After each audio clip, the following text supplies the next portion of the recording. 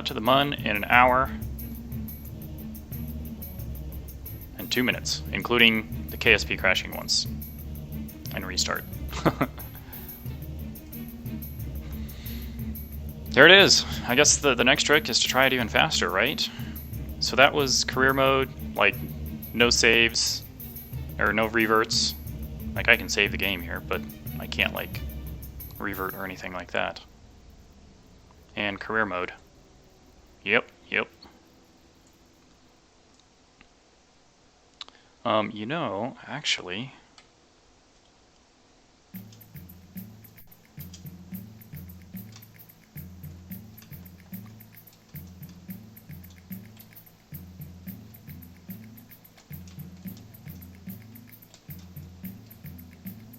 oh, hey buddy. Ah! Better get a screenshot of that too.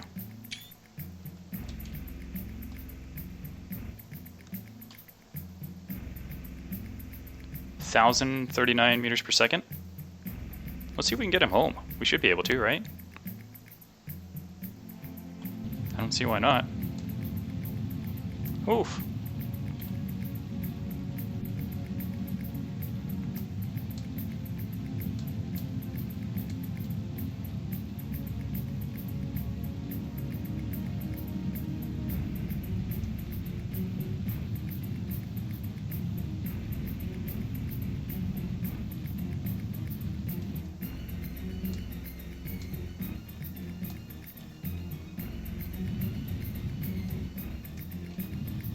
That is a heck of a burn there.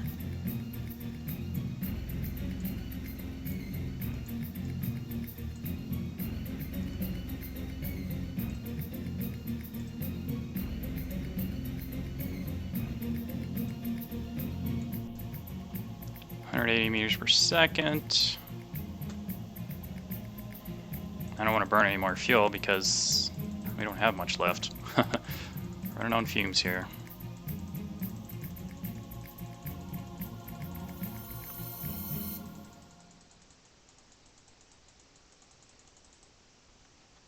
Let's see if we...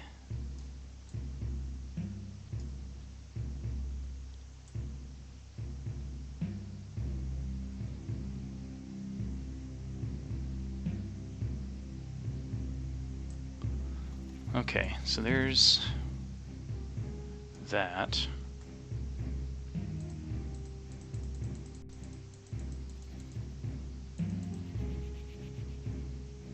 $194. What do we have remaining? $276. So yeah, we can get that. 500,000, and then at Apogee here we can burn retrograde and bring that periapsis down. He's probably going to need to do like arrow braking a lot, but we can get him home. Bonus! Got to the moon, landed, planted a flag, lifted off, returning home.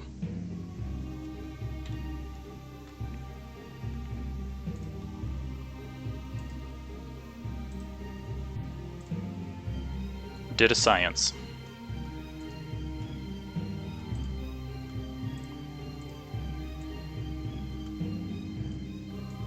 Don't we have an antenna? Didn't I put an antenna on here?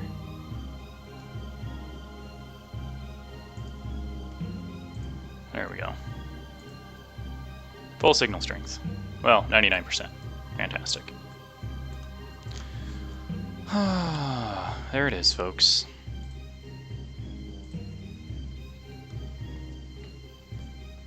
No? Wait, you were only gone 5 minutes.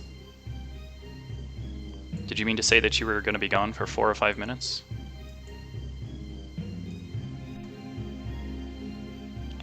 Okay, let's see. Stabilization. We're going to probably be burning prograde for this maneuver. Yep, look at that.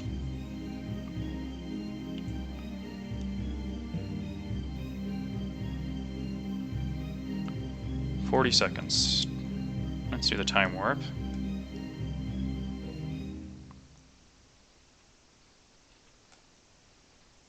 Prepping for maneuver in 3, 2, 1, ignition.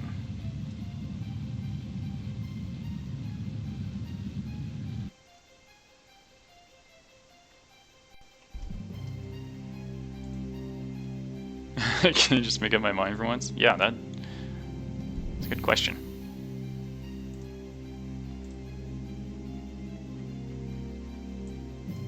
Zoom, zoom, zoom, zoom. We are on fumes now. So, ideally, at apogee here, aka apoapsis. Apoapsis. Oh, if I say it slow enough, maybe it'll work. And then we're going to want to be retrograde once we do get there.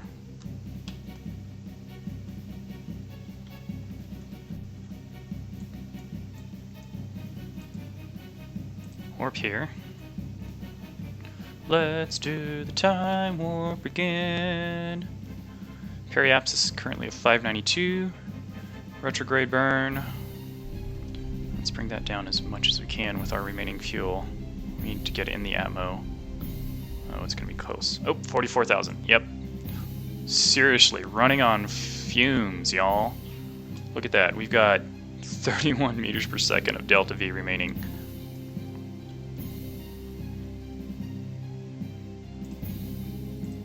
Yeah, I'm guessing it's going to be a heck of a lot of aerobraking to get Jeb home. But yeah, that periapsis, 44,000. I think I'm going to burn a little bit more down here.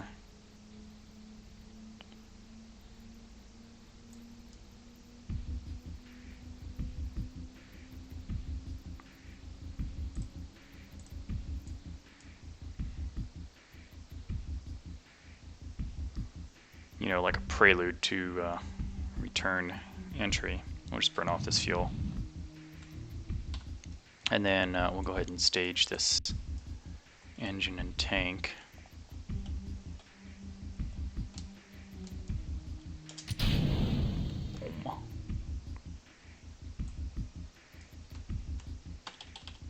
There we go.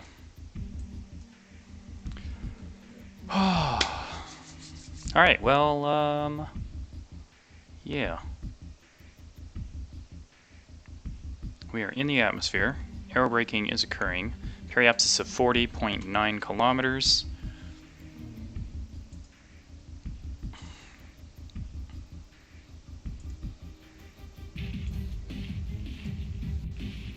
Bonus challenge looks good. Alright, I'm gonna go grab some more hot water for my tea. I'll be right back.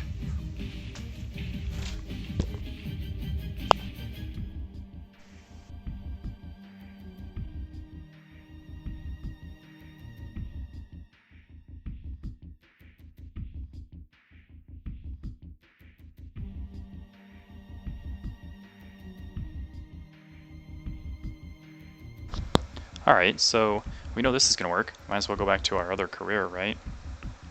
Get the space stations built, get the rich Kerbals up in space. We got a lot of work in that other career. This one's looking pretty hot. I guess we should probably put the antenna away. There is no antenna anymore. Huh. Oops, it's busted. I guess I should have thought of that a long time ago. Oh well. Oh, that's pretty far away. Hopefully it'll fall in the ocean. Hopefully we will fall in the ocean.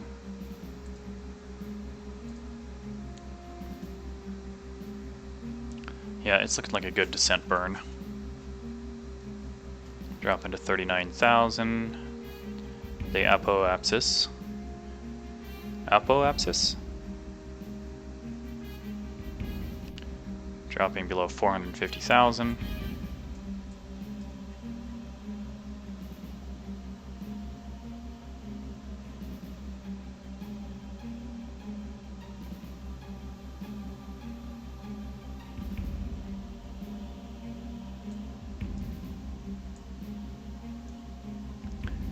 We did.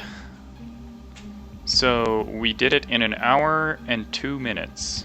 It was like an hour, 1 minute, and 35 seconds, I think is what it was. That includes closing Kerbal and restarting it because it crashed. Yeah. So if that had not happened, we would have gotten there before an hour. by a good 5 minutes. I've been playing since, I want to say, the alpha. It's been so many years that I've played this game, I don't even remember, to be honest with you. A long time. And then I took a break for a while, like a couple of years almost. I took a break for almost 2 years. And then last year in January, so about a year and a half ago, I started playing it again, you know, for stream. And I was only playing it on Sundays, and then, when was it? September? October of last year is when I added Saturday. So now I do the entire weekend as Kerbal Space Program just because, you know, it's so much fun. I mean, I really do love this game. I have, you know, coming back to it and enjoying it and seeing all the new DLC stuff. Thanks for the credit, yeah. Filled with the physics. So there is some stuff that happened. I want to say it happened 2 updates ago when they did the room to maneuver, when they added this stuff here, the room to maneuver, because docking has changed. The physics of docking, like the when things are impacting, it's much easier for your ship to just go spinning off if you accidentally just glance the docking port just wrong. Like the amount of energy imparted during an impact like that, like it's a tremendous amount of inertia that we never saw, I don't think we ever saw before in the game. Now your ship can just do a little bitty bump and just get whirling off. Like the Kraken just takes over at that point, you know? So, but the nice thing about room to maneuver, being able, and then even the update before that when we were able to see, you know, our Delta V and stuff, that was a huge, that has contributed significantly to my enjoyment of the game and being able to do things like regularly and like scheduled, so to speak, like understanding how things are going to work, especially for flights like this. If I had been doing this without the Delta V numbers and knowing the fuel that I needed to do everything, I couldn't have cut it this close. Like we literally were running on fumes coming back with Jeb here. This is like the bonus part. This was not... So the original mission... So earlier this week, big streamer challenged 2 girls who had never played Kerbal. Never ever played it. He challenged the 2 of them to see who could get to the Mun first and plant a flag. It took them 2 nights, multiple hours each night.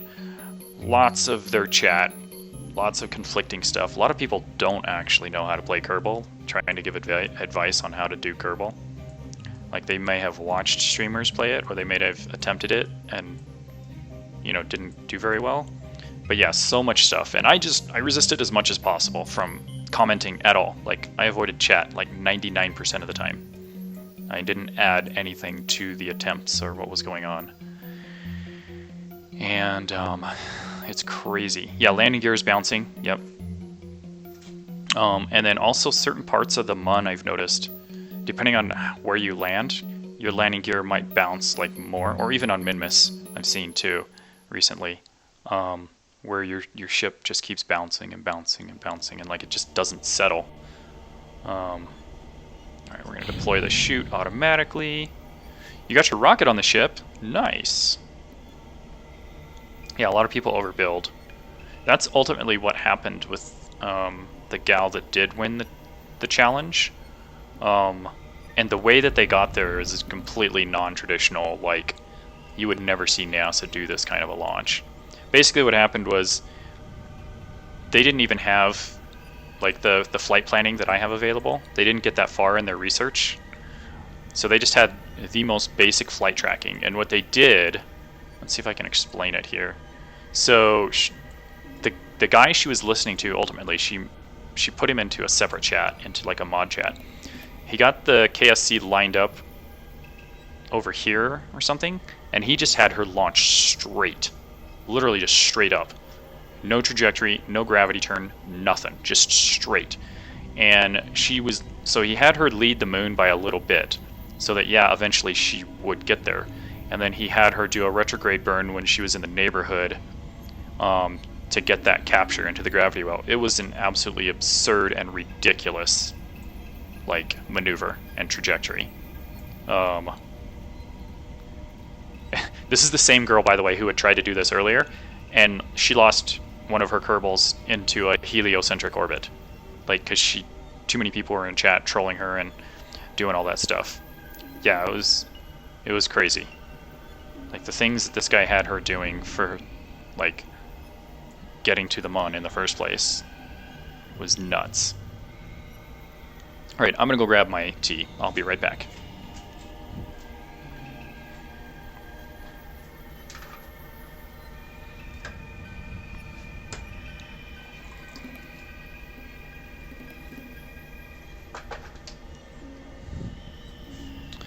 And so, because of that challenge, I figured, hey, I'm gonna give that a shot. Like, I don't have anybody to go up against. You know, there's nobody to challenge in my mind.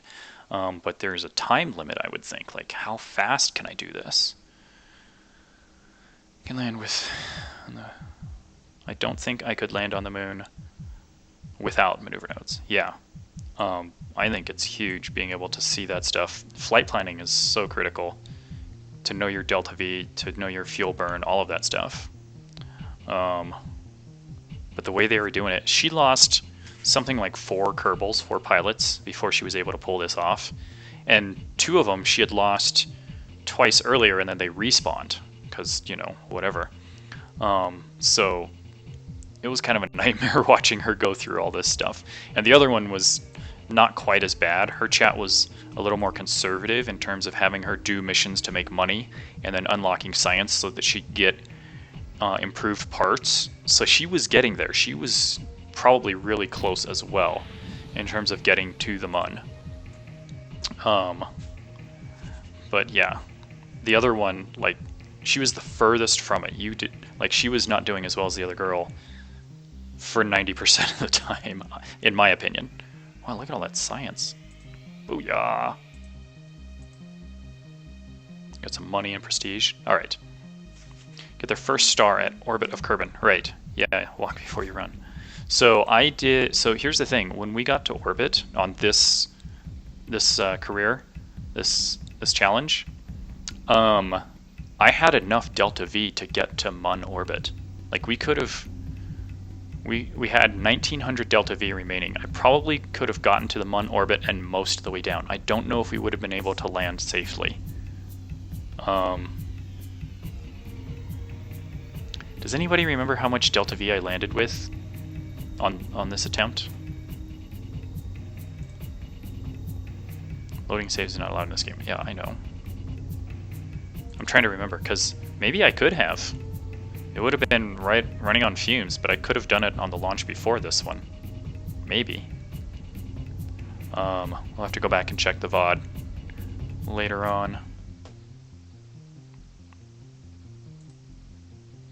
Oh wait, I didn't want to do that. Alright, so we have Mun in an hour. We did it. There was an attempt that I made earlier. It took me almost 2 hours. I was like, what?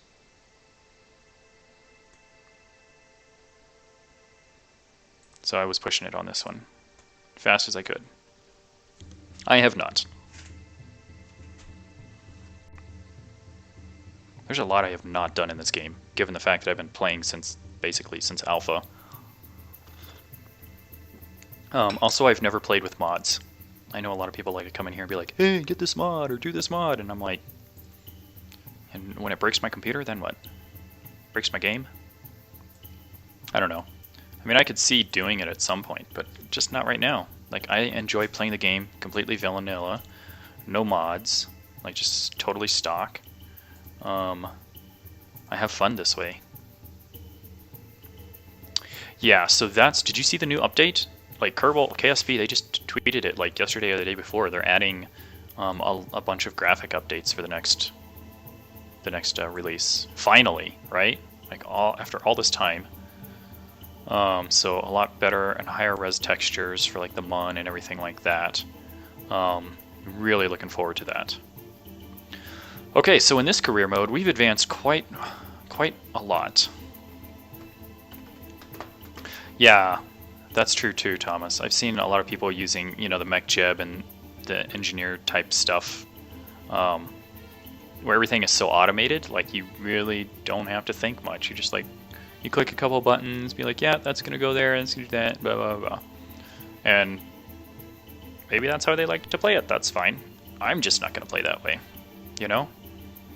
I'm really excited about the robotic stuff that they added. I want to start working on some of that some more. But I want to make sure that I also have enough money and other... Actually, let's take a look at my research. Let's see what my research tree is in this career save. So this particular save, I started over with the robotics DLC, right? Because the previous career mode that I was playing, last year and for the first part of this year, we got a lot in terms of our commercial space program developed. We had 3 space stations, the Kerbal International Space Station, the MUN International Space Station, and then Minmus Station. So we had those 3 stations set up, and puddle jumpers that were going to all of the stations transporting rich Kerbals. Rich Kerbals. Same, all stock, yeah. Been tinkering with the idea of a MUN rover or a base on the MUN. So that's where we ended the last career before I started this one. We got our base on the MUN, and it was complicated, and it was literally the last stream, the last day before robotics happened.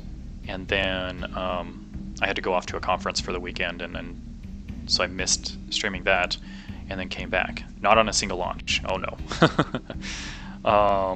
I try and keep things fairly realistic in that respect, so multiple launches. It took 3 launches for me in terms of getting everything up there. So we had the mining rig, we had the science vessel / living quarters, and then the command module, so to speak, for the base. Now attached to the command module was also the rover. Now this is a very special rover because it had this like a U shape in it, so that we could carry the mining rig and the science vessel and everything. So we put it into orbit. Nope. The only thing that we reassembled was the science and habitat. So I launched it all. Hang on a second, I'll be right back.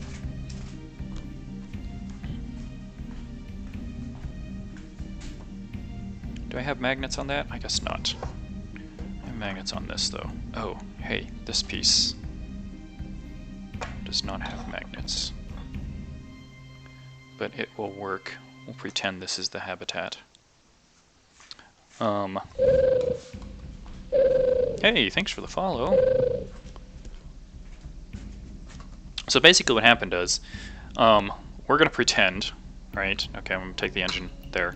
So this was the engine that pushed the whole science and habitat setup to the MUN.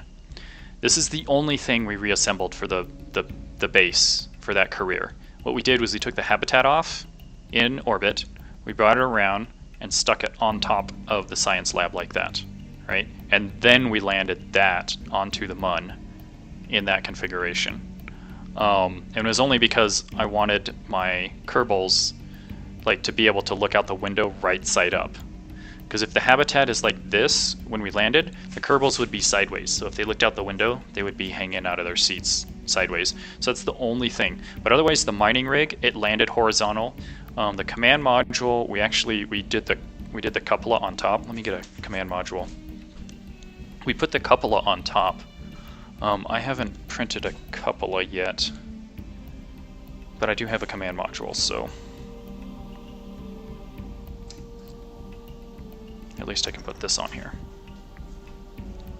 So the command module, we landed this, and then we attached everything sideways to the command module. The mining rig on one side, and then the science and living quarters on the other side. And in all of this, the special rover that had this U-shaped structure, right? So when they landed, the landing legs were on the ground, and we would drive the rover underneath, and then we'd retract the legs, and it would drop down onto the rover, and then we would drive the rover over to the command module. And that's because I couldn't land precisely. I could land close, right? I mean, we could land as close as we can, but even if you're still a couple of kilometers off, how do you put all the pieces together? So, with our special rover, we were able to do that. Okay, we're at 6.4 million. Do I need to upgrade? I guess we could upgrade this. Unknown object tracking. Yeah, a lot of people tend to do that sort of thing. I mean, 255 parts, that's a lot.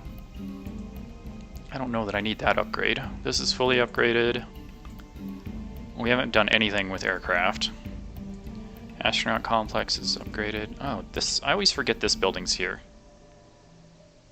Administration building. It's not really realistic though, yeah. It's beyond me. I do good to get to the Mun and back. Yeah.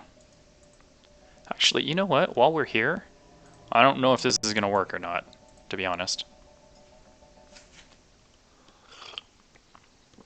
This is why I restarted my career. Was because the robotics DLC. But since we're here, yeah, here's the 2018 save. Let's just pull it up. Heck, why didn't I think of this before? Silly me. Look at this. All right, let's warp to the next morning. A fully upgraded KSC. Tracking station.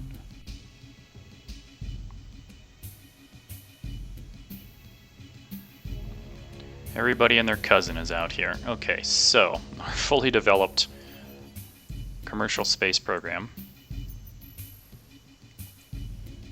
including some random satellite that, yeah, early on it got lost, it got stuck. We did things. Let's see, let's go to the Mun International Space Station. Don't we have, oh, Mun Outpost right here. A space plane of sorts that doubles as a lander and re-entry lander. Okay, it's like an SSTO.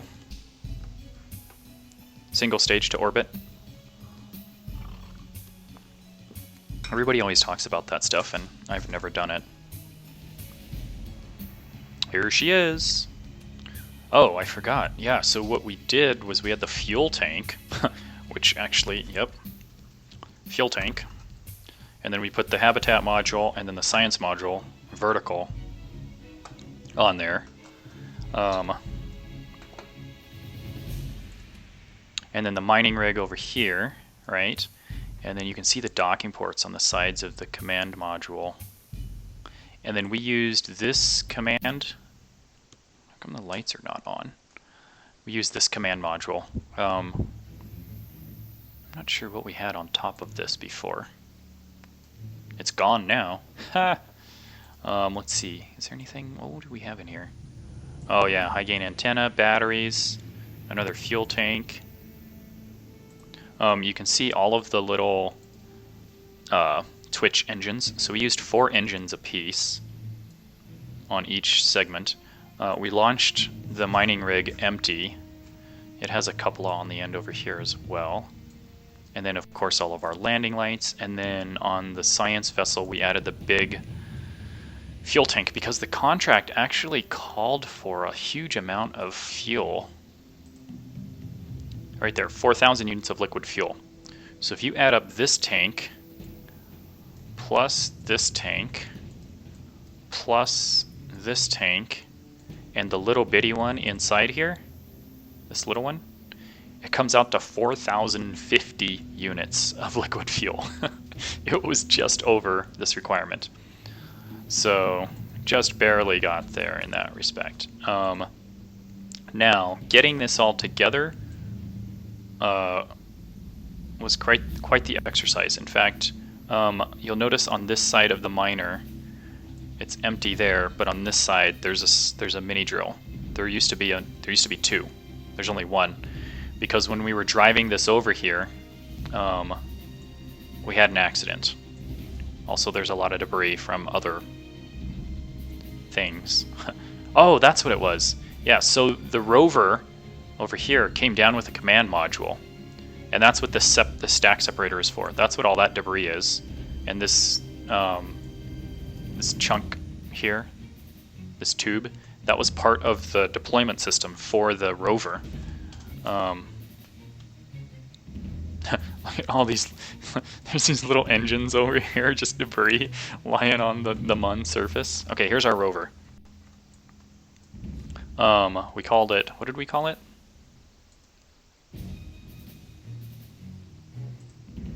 Outpost crawler. Yeah. So when we were bringing over the science lab with the fuel tank, we lost a battery. It just exploded. Like we were driving along and it exploded. Nuts. No idea. We've got our lights. So I originally designed this with these big lights so that if we were landing, we could see it from a high altitude, right? So we can tell left, right, forward.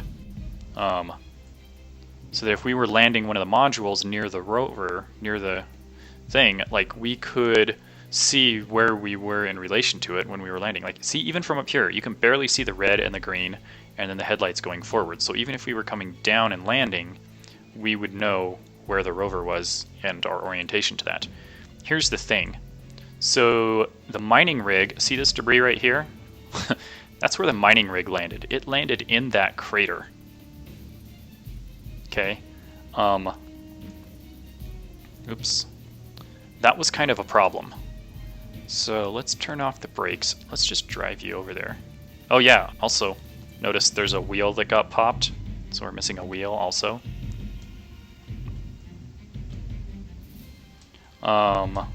We're also missing a couple of solar panels. So in that respect, Thomas, I would have to repeat that line. We had a little accident, like a few times. Constitute catastrophic mission failure? No. I mean, we still got 7 of the 8 wheels. We still have 2 solar panels. We still have that battery there and these batteries here. We have 3 of the 4 batteries. We have all of our headlights. The outpost is built. Here's the thing. So the science module, the science and habitat, it landed 10 kilometers away. The mining rig only landed 2 kilometers. Oh, no, no, no, no, no. That could have been catastrophic. Yikes. Wow. Okay, slow down, Brad. Hold up. Do I have... Okay, there's 4-wheel steering. There we go. There's forward steering. Terraforming. That's a good question.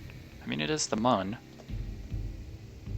So I can actually switch between all-wheel steering and just front-wheel steering, depending on what kind of maneuverability I needed.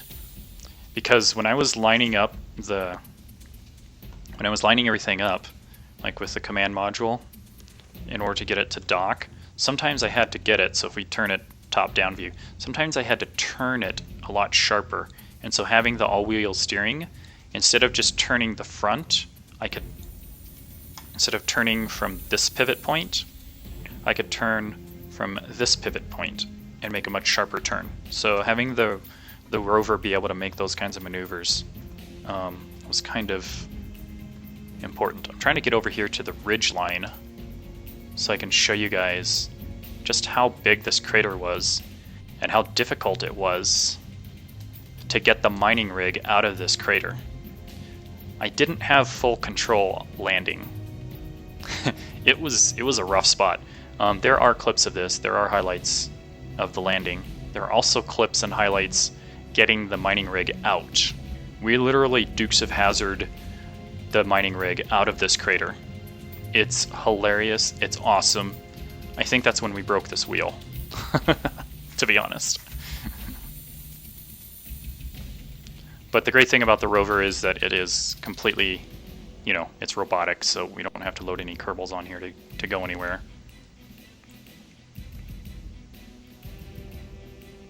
I'm surprised this works. I'm glad it works.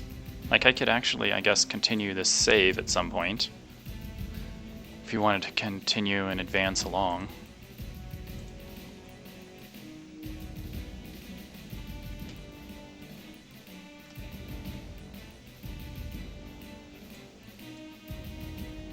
Oh, maybe I should not deploy that right now. I don't know. It's the only solar panel we have left.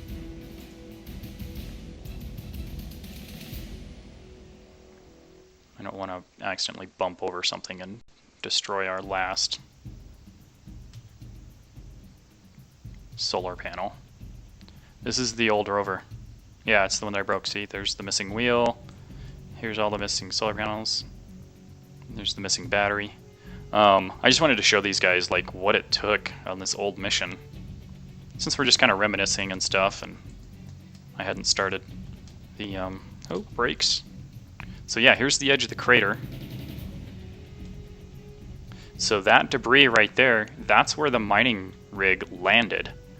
So I ended up, I think this is because this was the shortest pass, so we came down this way, but we couldn't get out that way. The edge, as you can see, of the crater is way too steep.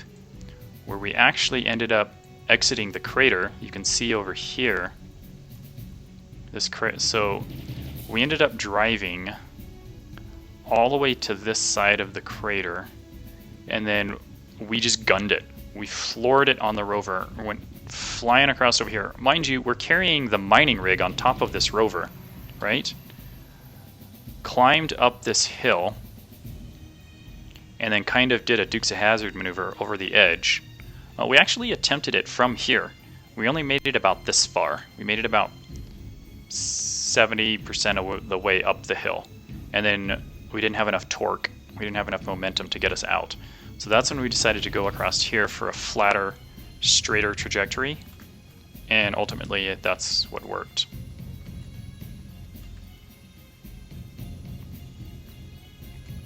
Does it have a name? Does what have a name? The rover or the crater? Or the outpost? So this is where we are on the Mun, relatively speaking.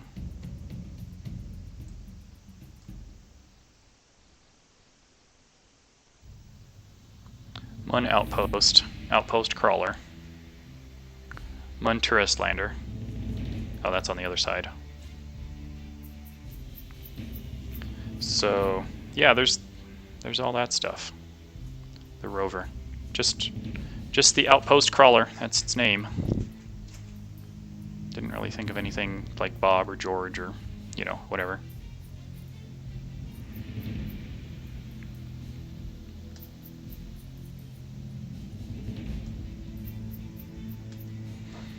Let's bring it back home and park it.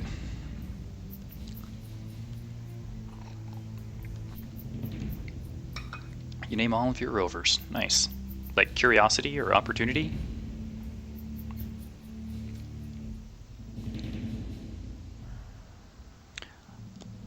But yeah, having this structure in here, this U-shaped structure, so that everything would, you know, when I retracted the landing gear on the mining rig and on the science vessel, like it just dropped down in there and it held it pretty steady. So roughly 2 kilometers for the mining rig and roughly 10 kilometers for the science vessel, or the science station. Just name everything and launch certain death. That's awesome. Nice. We have puddle jumpers. Those are spacecraft. They're basically space buses that we use to transport all of our Kerbals to the Mun and to Minmus. And you know, the puddle jumper name was inspired by Stargate Atlantis. You know, I just thought, hey, yeah, puddle jumper, just like they did there. And koi bug, hey!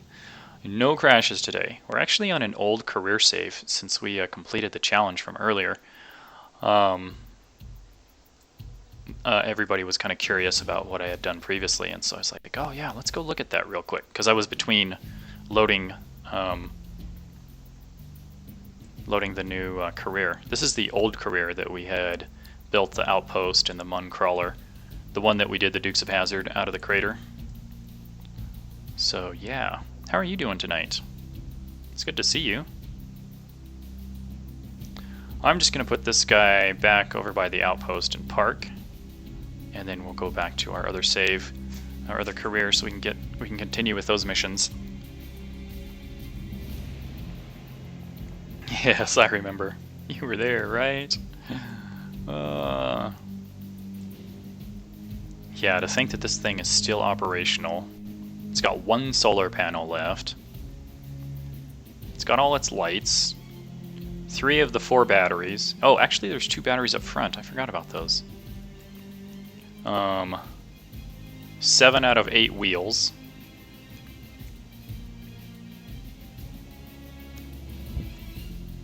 I ain't even been to Minmus.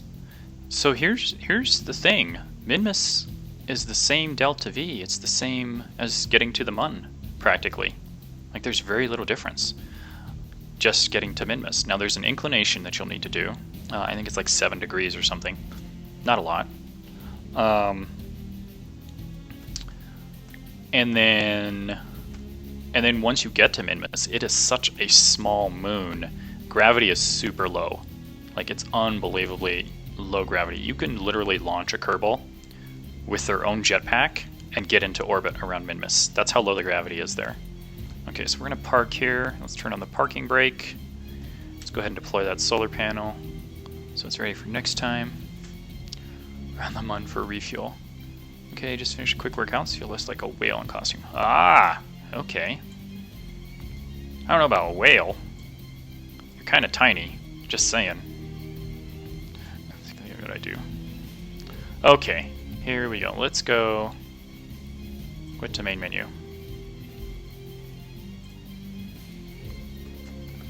So yeah, with this one, we're just developing our basically new commercial space program and getting the stuff set up, and then also the robotics we want to start using for fun and play. All right, where is, okay, robotics 2019. This is the new one. Baby Shamu. You have to be Black Widow next weekend. Okay.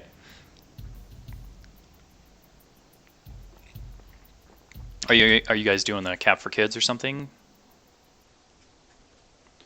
Let's see, tracking station. We have a pretty robust program as it is here as well.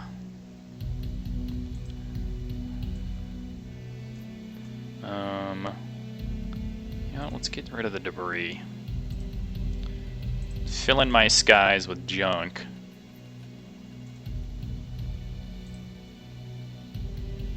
Any other debris? No, that's it.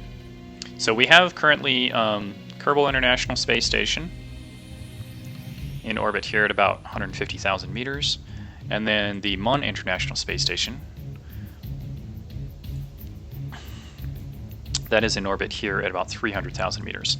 There's a lander stationed at the Miss, and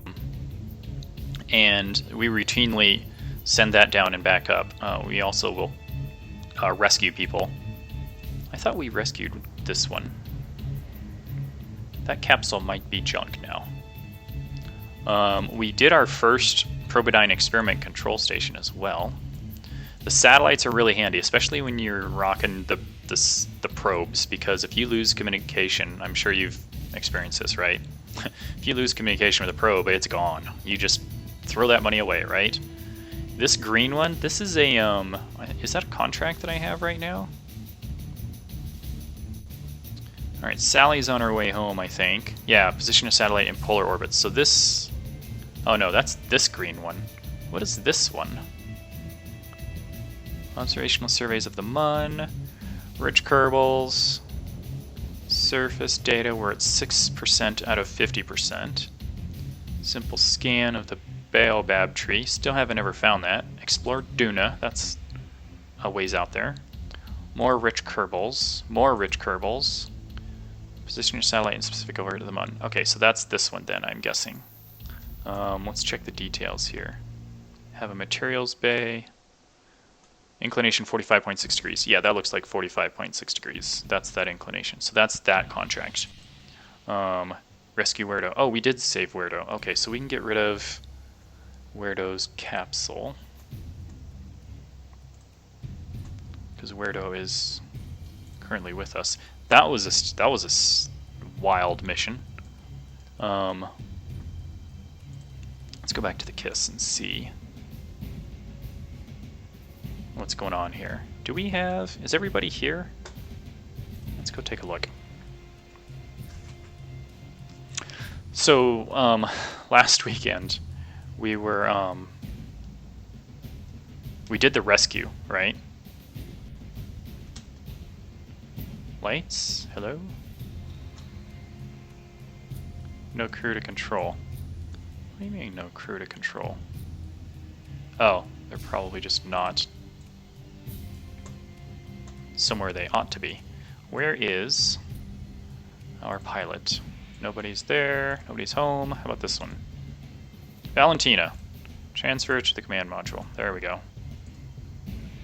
Okay. Now we can turn on lights. Cycle. On and off. Oh, this is the Rich Kerbal Launch and Recovery System, so that one does not have lights. But the space station has a few lights. It's still kind of dark, though. I'm gonna have to reposition some of these lights. It's not as happy as I'd like it to be. Also, let's reposition this so that we're lined up. Go on the prograde there.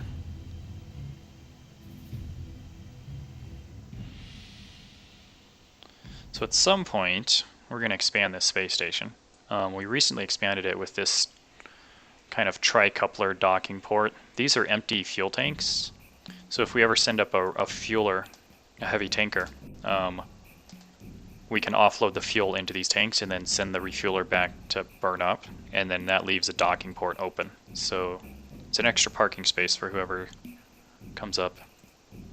And then we would have fuel on the space station to refuel anybody going back and forth to the Mun or Minmus. So like when the puddle jumpers come back. Alright, it's about enough of that cracking. It's very long and spindly right now. Speaking of, so these guys are returning. Puddle Jumper 2. We actually, so they ran, so Puddle Jumper 1, because of the rescue, oh no, because we expanded the miss. So Puddle Jumper 1, so in addition to being like space buses, they're also like trucks. They haul cargo for us. So here's Puddle Jumper 1 and 2. Puddle Jumper 1 is the blue one, and then Puddle Jumper 2 is the green one. So what we typically do is we'll put cargo on the front docking port here. They also have a dorsal, or ventral, excuse me, a docking port on the belly in case we need to dock that way for whatever reason, right? But normally we'll put cargo on the nose and we'll just push it out to the Mun station or to Minmus. And we did that recently. Forgot to anticipate that fuel burn, so we didn't have quite enough fuel to get home. So we sent out the Puddle Jumper 2 from the KISS to recover Puddle Jumper 1, add some more fuel. But ultimately they're coming back together. Let's check in on orbit synchronization here. So that's what we were doing.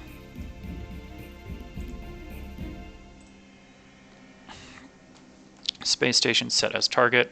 We do have a maneuver coming up here in 32 seconds. Why is our engine showing negative? Are we burning?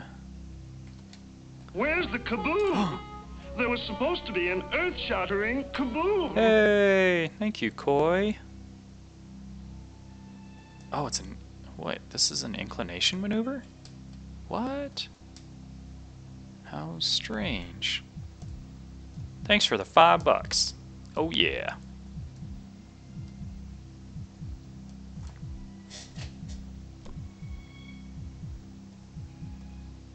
Okay.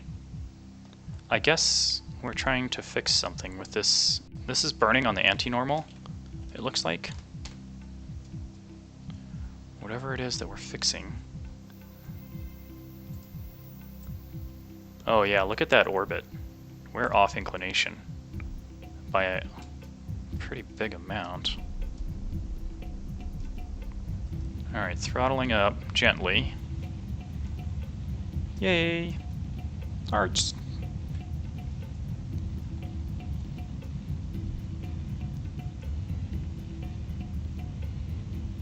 It's weird that the burn indicator is all red. We have fuel. We have lots of fuel. Puddle Jumper 2 was, 100% when it came out to get Puddle Jumper 1.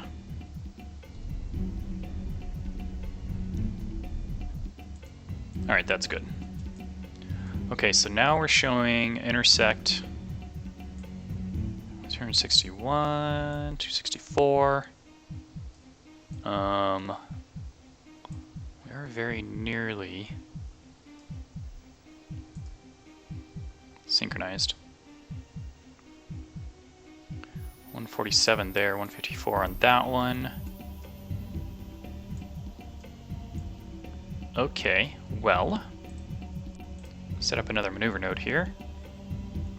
Oh, I see what's going on.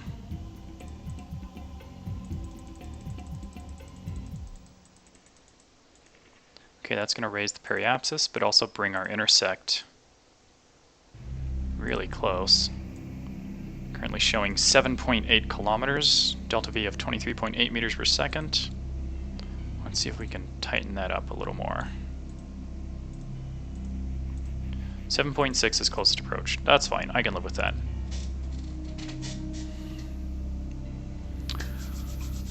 Alrighty.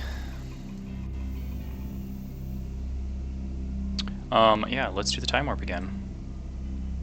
Get to that maneuver node.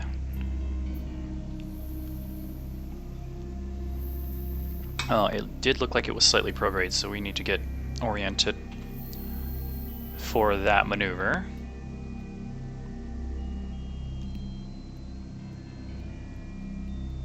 Fuel looks good, everything looks good. Oxidizer. Electrics, we should probably deploy solar panels.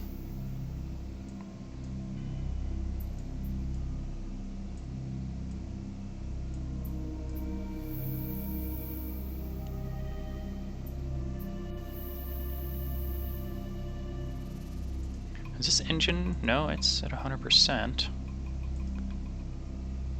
That one's off, as it should be. This one is on. Okay.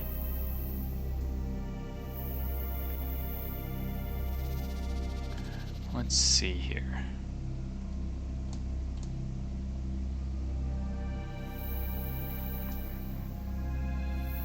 Yeah, it keeps bouncing back and forth with that, with the flight planning for this maneuver. So weird. Oh well. Yeah, it's telling me I've only got 12 meters, 15. It doesn't like having these two spacecraft docked together like this. Having some serious problems trying to do the math. Oh well.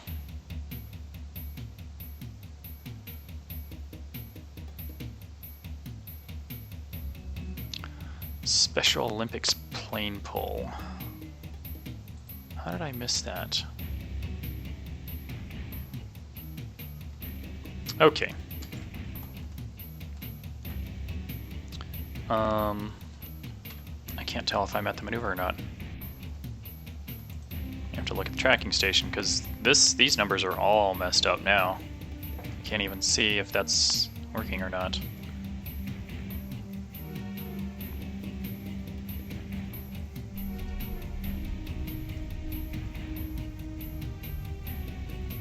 Throttle up and off. Alright, looking good.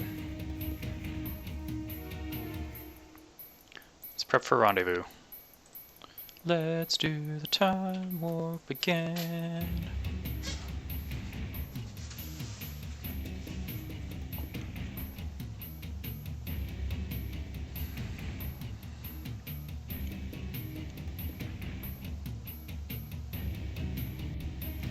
What color should we make the next spaceship? Red? I mean, we got blue and green. We have white somewhere, I'm sure.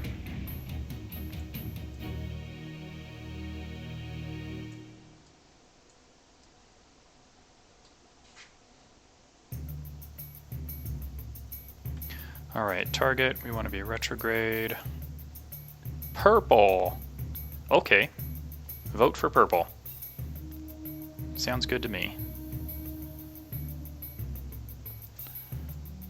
Okay, so where is... Ah, there it is. Space station, 8.3 kilometers. What did we say closest approach was? 7.6.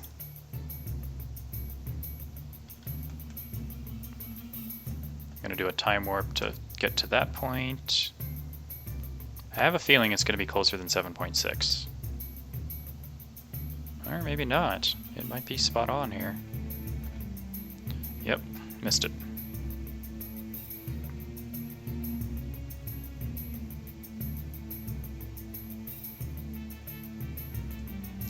I am going to thrust limit this to 50% though. Just because we're on minor adjustments at this point as far as maneuvers for rendezvous.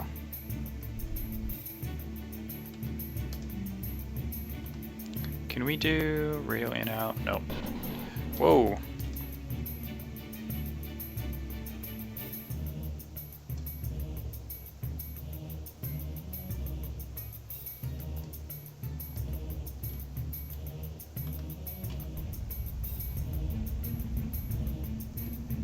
Alright, and then let's go a little bit up and over. Full throttle burn there. Let's go. Yeah, 15 meters per second ought to be pretty good.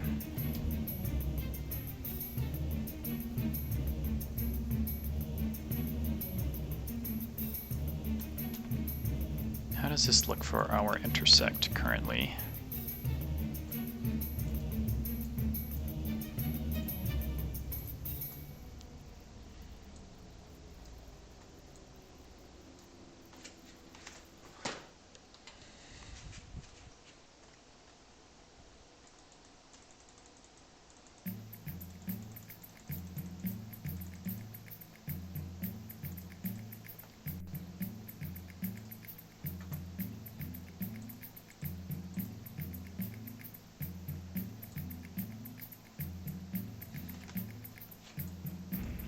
I'm having issues with the game not responding to my mouse. I don't know if it's my mouse. I mean, the mouse moves. Oh, it's my right click. That's right. I need a new mouse.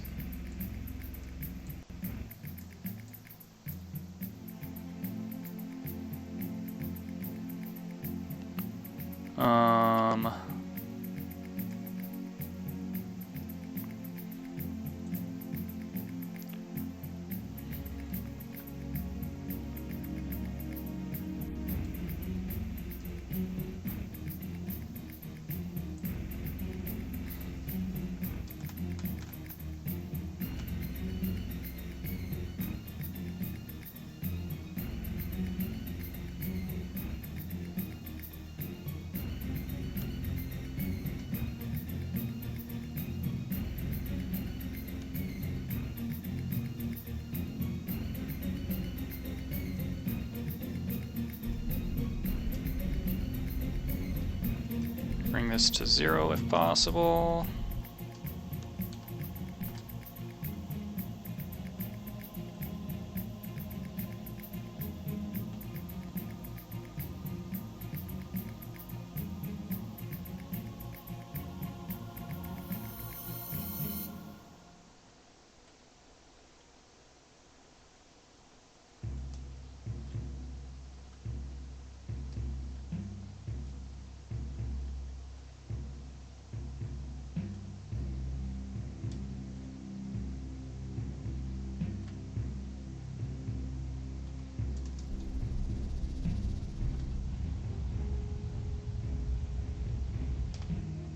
There we go, 10.6. 6 kilometers on approach.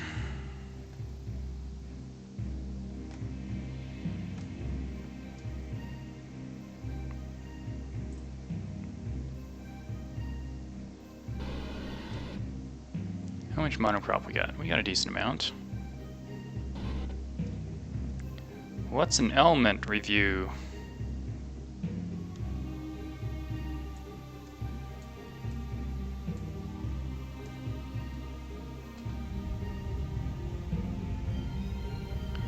Zero this out.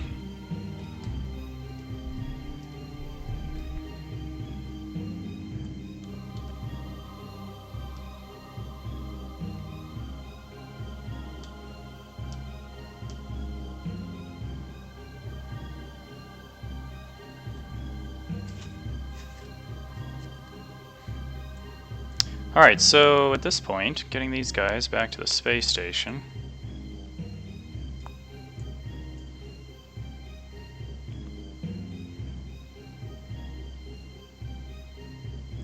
Man, it takes a long time to move this thing. It's a lot of mass, I suppose.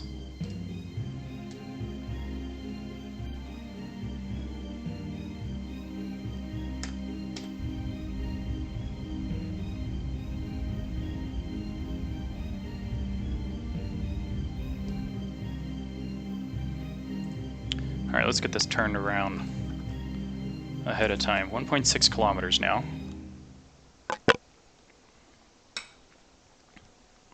So for those of you that missed it earlier, we made it to the moon in like 1 hour, 1 minute, and 35 seconds.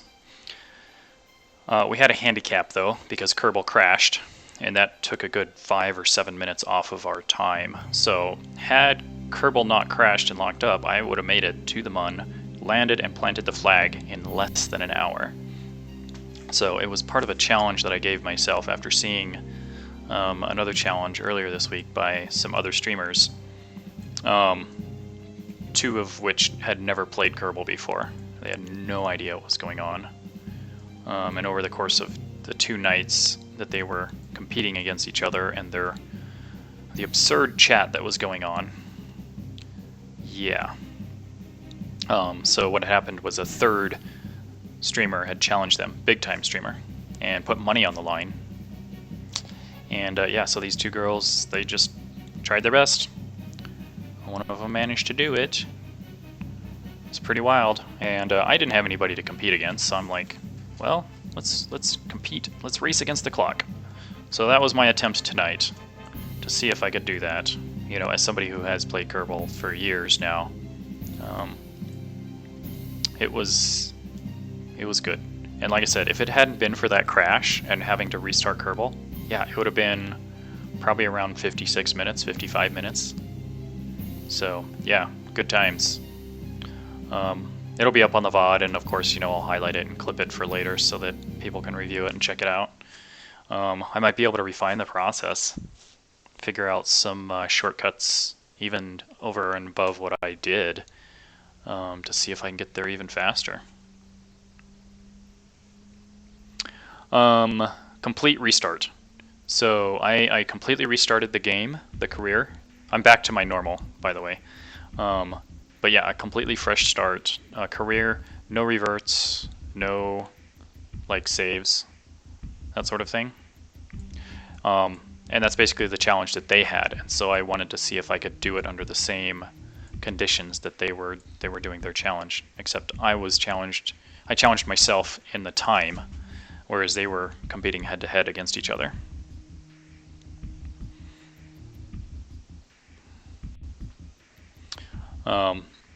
So yeah, and the challenge was to land on the Mun and plant a flag. So they had to have certain technologies unlocked. You know, they had to learn how to do that. What difficulty level? It was like normal difficulty, just no reverts and no saves. Like they didn't change anything else. It was career mode also. Alright, 1.62. Okay, we are retrograde. Let's burn that down. So yeah, setting myself up within the same constraints that they had to operate, but I was racing against the clock instead of against another person. So that was pretty fun tonight. I enjoyed it. So look for those VODs and highlights to show up after tonight's stream. 46 minutes. Yeah, if Kerbal hadn't crashed on me, I probably would have been around the 55-minute mark on this attempt. I imagine there are probably other optimizations or things that I could have done to get there faster. There was actually one launch. So the launch where we got to orbit, I might have actually been able to get to the Mun and landed. I might have to look at that again. In which case, yeah, it would have been like 45 minutes. So,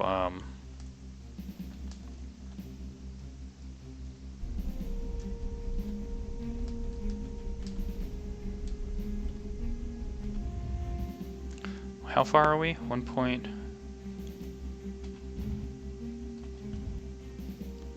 Okay, 369 meters, that's closest approach, that's fine.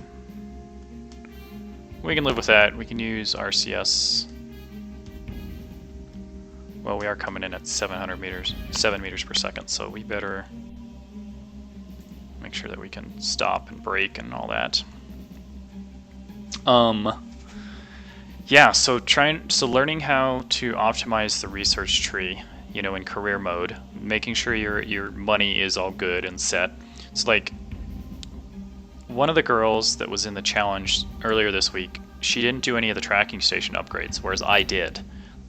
For me, I want to be able to look at the tracking station and set up my maneuver nodes. And the one girl didn't have that set up. The guy that had her do her maneuvering and stuff, like, completely unconventional. Surprised she was able to get anything done. So, in short, it was a bit of a miracle that she made it to the Mun on her first try. Well, not technically her first try, because she did send one Kerbal into heliocentric orbit on a previous attempt, but to, like, the attempt that she did actually make it there was also the same attempt that she landed and won the bet, right? So, but at that point she also had four other Kerbals stuck in orbit because she didn't know how, she ran out of fuel and couldn't get them unstuck, and yeah, it was those two girls. And I avoided chat like 99% of the time. I didn't even contribute to the conversation really, other than the occasional like OMG, because I just really couldn't believe some of the stuff that chat had them doing. I just wanted to get the experience and see like what was going on, you know? So, and it was a nice chunk of money that was on the line. The guy that did the challenge, I mean, he put up $250. It's like, wow. For two people who had never played Kerbal before or even looked at it, like,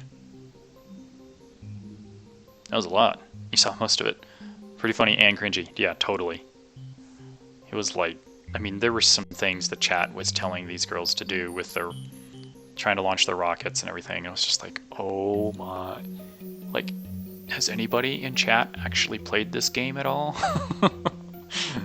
A lot of it was trolling at the same time because they were just trying to mess with them and try and be funny, right? But a lot of it too was just like, yeah, very cringeworthy, that's for sure.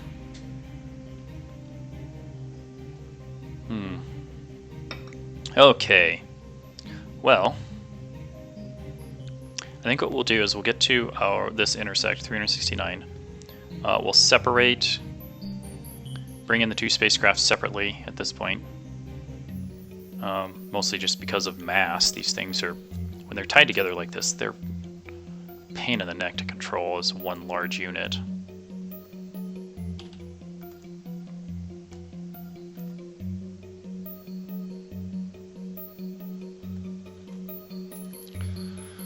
Okay, let's bring this to 0. Or at least close to it, right?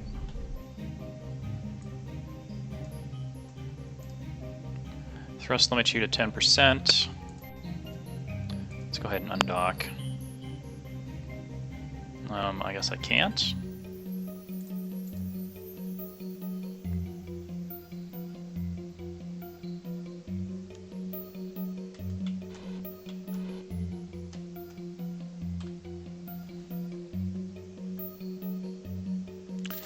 Alright, parking orbit 375 meters off from the Kerbal International Space Station. Puddle Jumper 2, lining up for rendezvous and docking.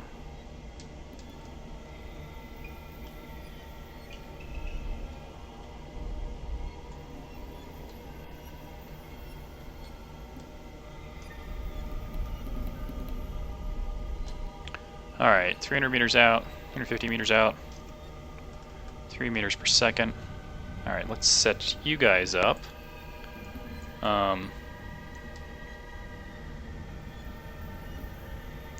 We'll just follow them in.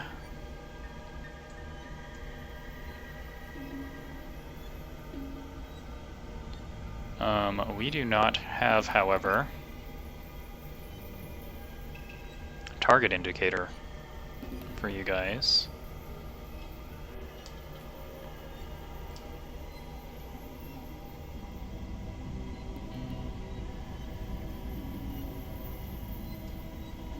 And your engine is also off. Okay, so let's do 10%. Activate engine. Throttle up. Can we select the Kerbal International Space Station from you?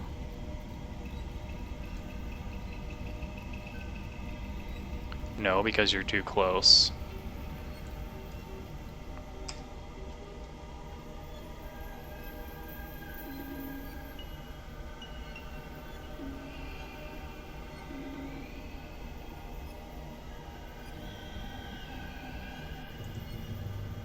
Set as target. There we go. Okay, wow, we got pointed pretty much straight on, given that we didn't even have targeting set up.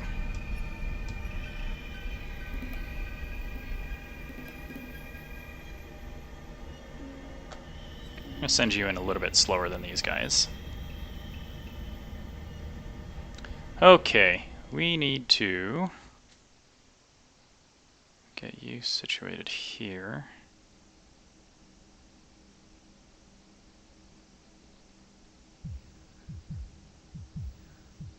"90 meters in closing."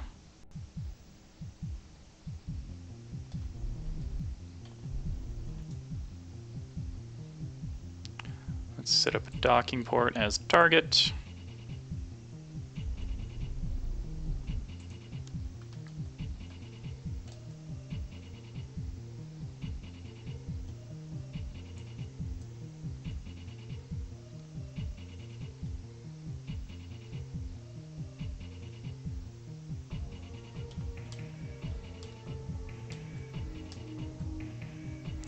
Let's check the airspace first and see.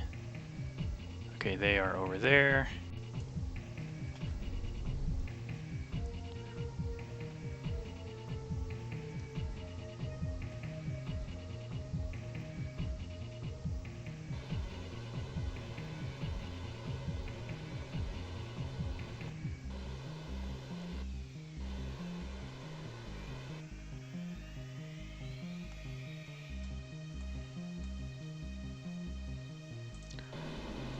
Oh, don't do that. We're wasting monoprop already as it is. Dang it.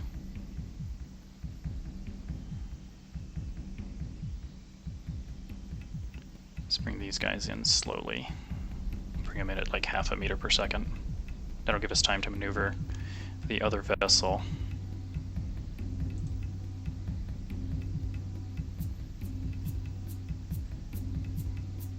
Also, I'm going to put your solar panels away just in case.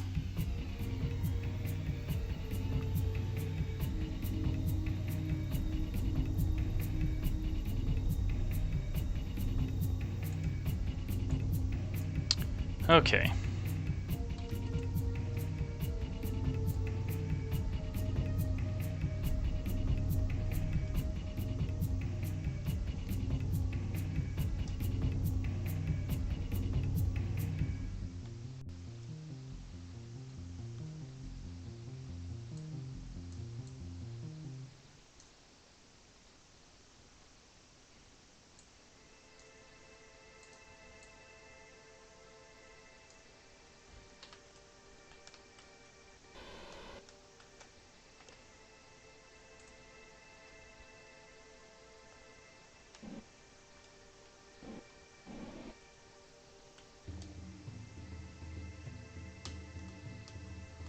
And we need to get you rotated this way.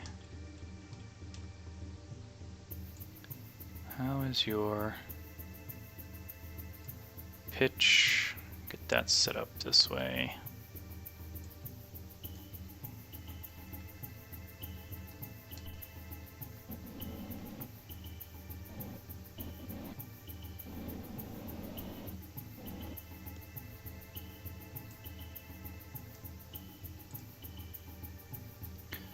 Is the space station... Are the lights off again? No? Looks like they're on. How about your lights? Okay, your lights are on.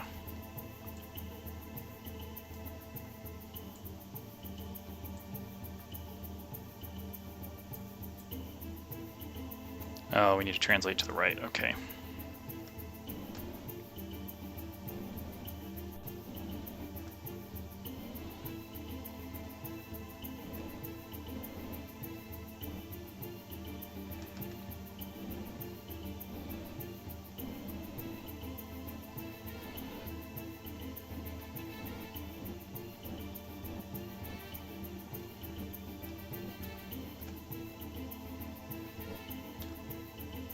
Alright, good dock.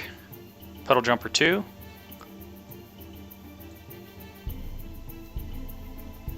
Alright, puddle jumper 2. Puddle jumper 1. Set as target. You guys, please hold still. Stabilize out there.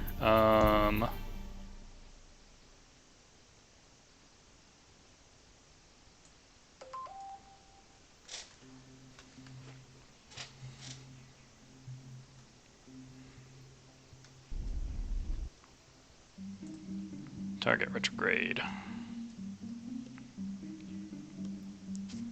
We're extremely low on monoprop here, so we want to be conservative in these maneuvers. 118 meters in closing.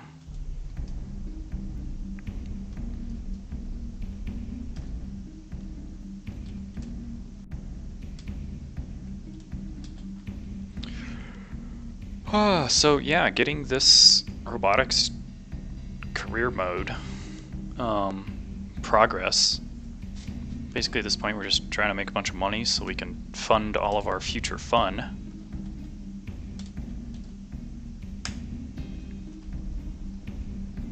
You know what I mean, Vern?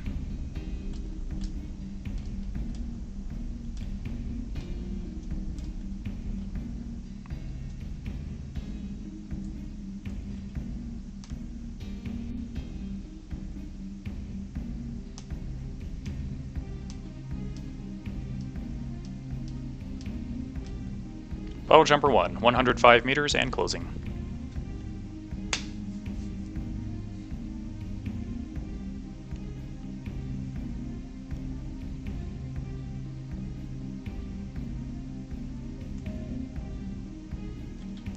Let's do a little bit of a time warp here. I don't want to wait that long for... Okay, so that docking port... we're gonna have to dip underneath. Let's go ahead and retract these solar panels just in case. How's the space station doing? Is it stabilized? I think it is.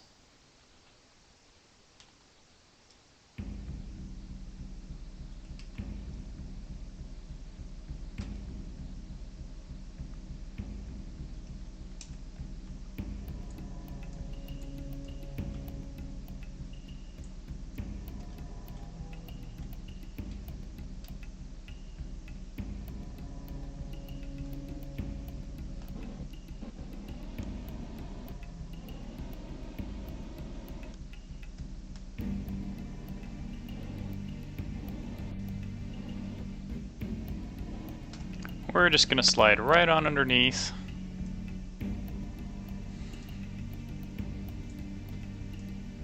Let's go ahead and put that antenna away too, just in case. Boop.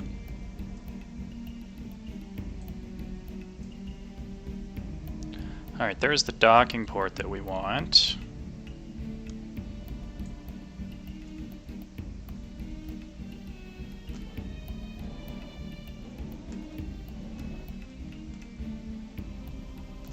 Let's begin our pitch up maneuver.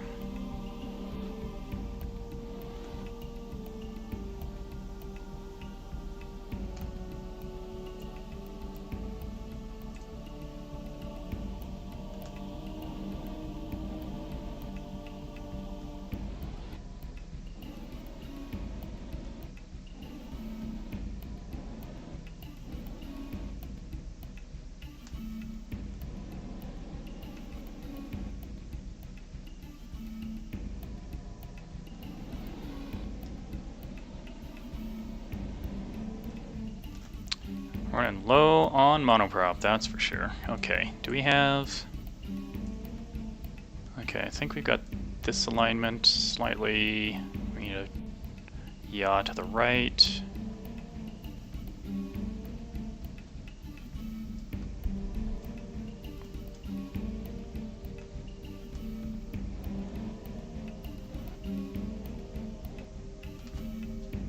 And then how's our vertical alignment? It's hard with a semi-broken mouse, good grief. My right click button has been acting up.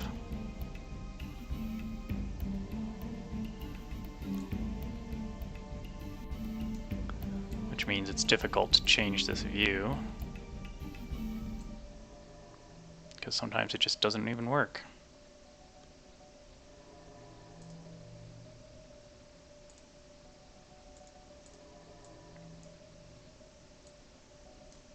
Like now, come on. I need to be able to see here, guys. Oh, turn left.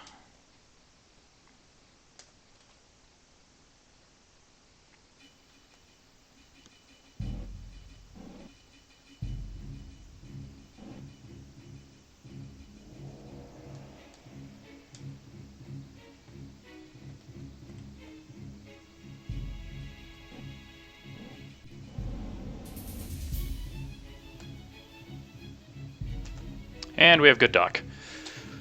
Goal! Fantastic, okay. Both puddle jumpers are back at the Kerbal International Space Station.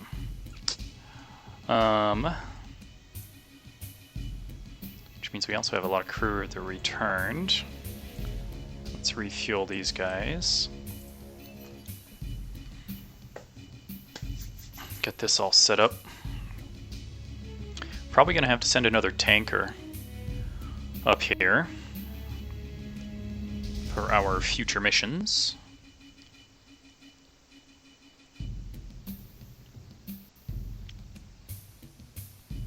Yep. Okay, that monoprop.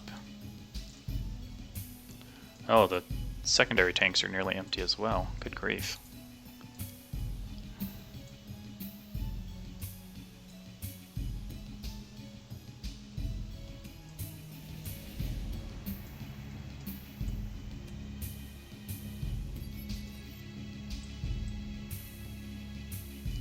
Let's pin that just in case the right click stops working. There we go.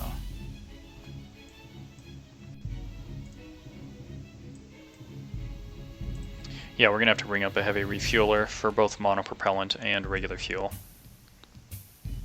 It normally brings up monopropellant. It's not like we would be adding it as an extra to the refueler, to the tanker.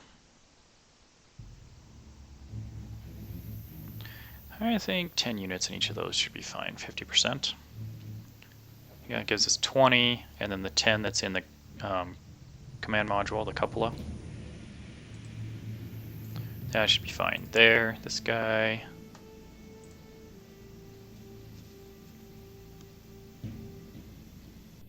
This one was pretty full to begin with. We docked with like 15 or 17 units of monopropellant, so I think we should be fine.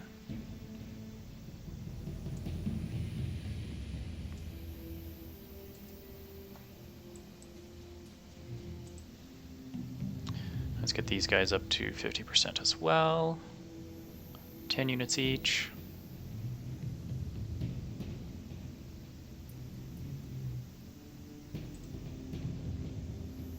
Okay, fuel tanker.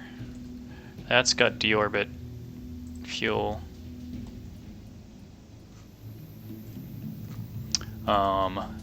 Fuel on there, fuel on there. Fuel here, nope. Only in the secondary tank. Alright, fine. So yeah, we need to send up another tanker. Now, who needs to return home? Sally.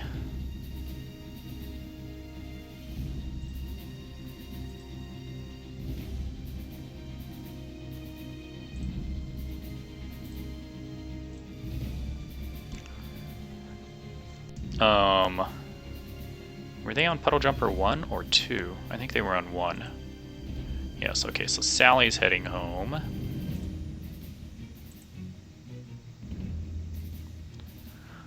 Tandrin.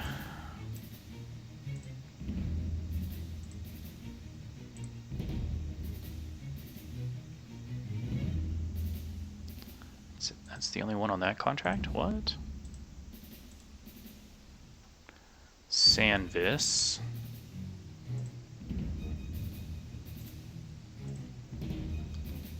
Who else have we got? Lisman. I think I saw that one. Yeah.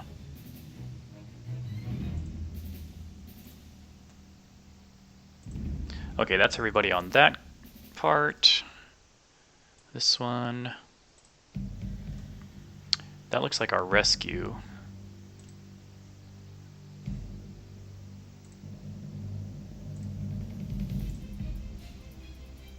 Laughin.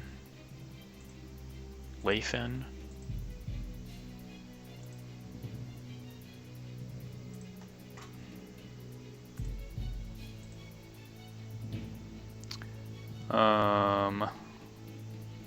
Jerry. Yep. Okay, fantastic.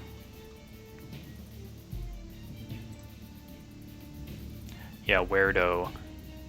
That was the rescue. Fantastic. Okay. We have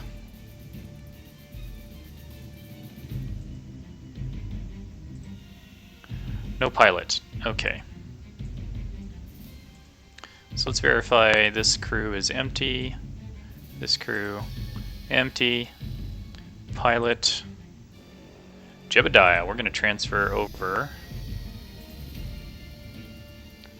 to the Rich Kerbal launch and recovery vessel. Okay, Jebediah is now on board there. Let's see, Puddle Jumper 2. Nobody there. Nobody there. Wilger. That's a strange name. No pilot here. Okay, so we have... Where's Valentina? Is she up in here? She is. Okay. So Valentina is command of the space station. Wilger is command of Puddle Jumper 2. Puddle Jumper 1 is empty. We're just leaving... Yeah, so Jebediah is doing that. Okay, fantastic.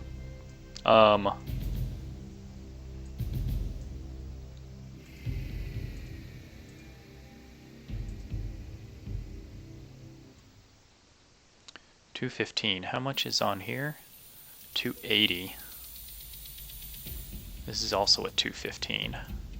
I'm actually going to transfer this fuel to one of these tanks, because we don't need 280 to deorbit. We need like 180, if even that. So I want to keep as much fuel up here as possible. So I'm actually going to take the fuel out of one of the puddle jumpers, since it's only at 215. It'll leave us an extra 65 on orbit. Just makes sense, right? The less waste we have,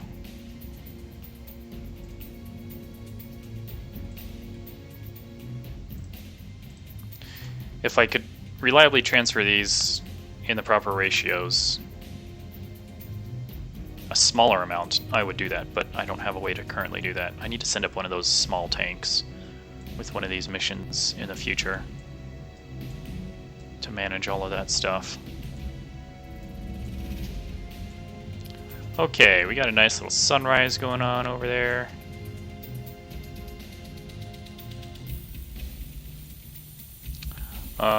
Yeah, let's go ahead and depart for return to Kerbin. Undock.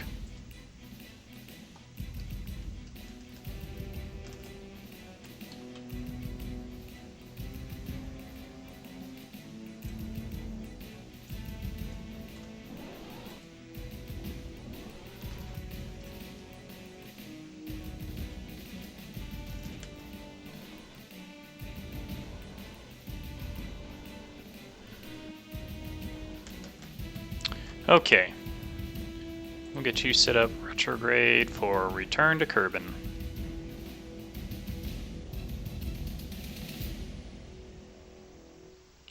Let's check your engine. Activate the engine. 100%. Oh, speaking of, we should go to the space station. Make sure. Shut down engine. Shut down engine. We don't want any accidents. Right? We've had our share of accidents, that's for sure. Okay.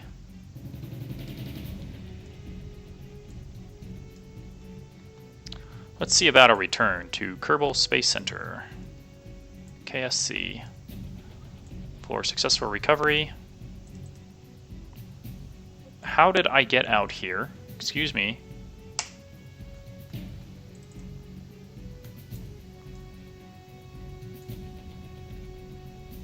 Okay, let's do a maneuver here.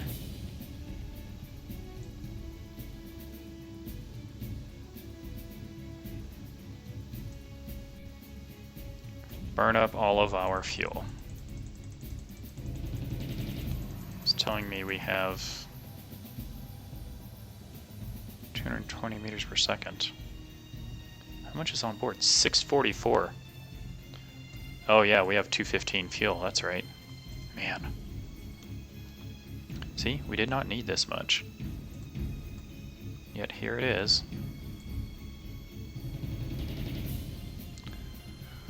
Alright, so burning up all of that fuel.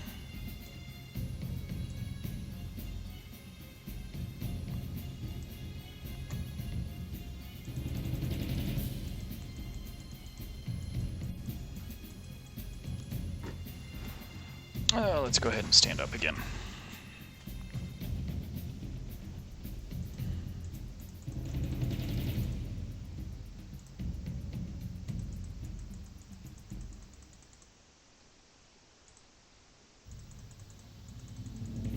Given that the planet will rotate underneath us, and then we're going to have some aero braking. We need to reposition this re-entry window here, I think. Yeah. Yeah.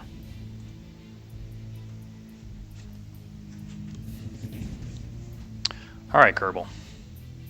Here we go.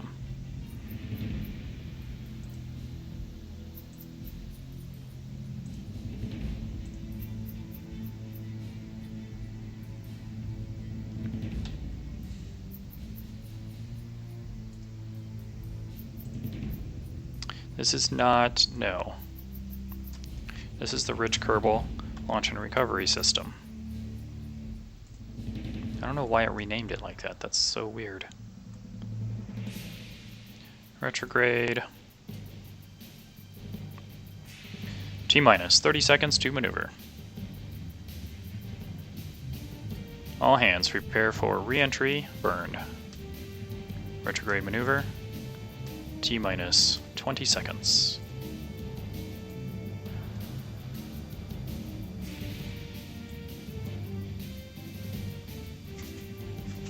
All hands prepare for re-entry burn, T-minus 10 seconds. Please have your seats and food trays in the upright and locked position. 3, 2, 1, ignition.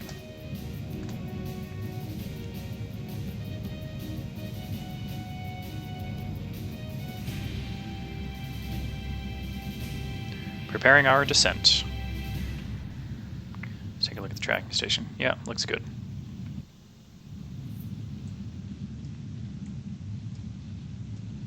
Hold up.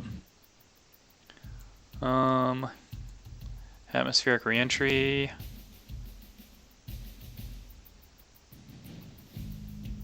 We're gonna hold off on this window for 5 more seconds.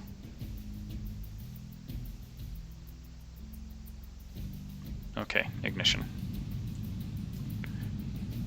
Given atmospheric aero braking, yeah, I don't want to land on land. We want to splash down for our re-entry.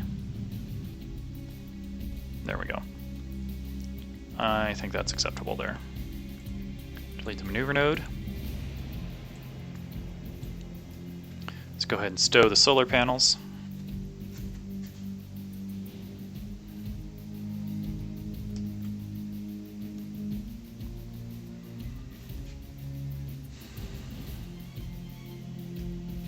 Service bay closed. Prep for re-entry.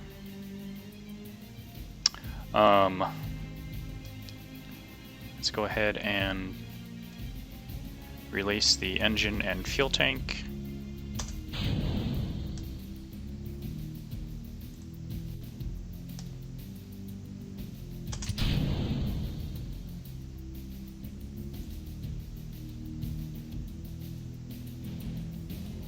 All right, we're good.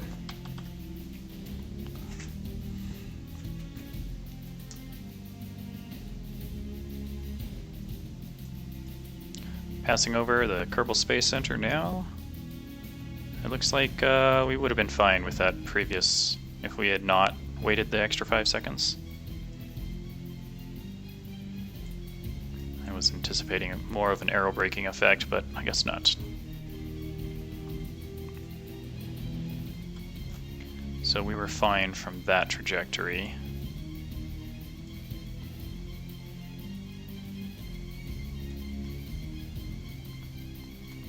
Re-entry. Things are heating up, passing through 40,000 meters.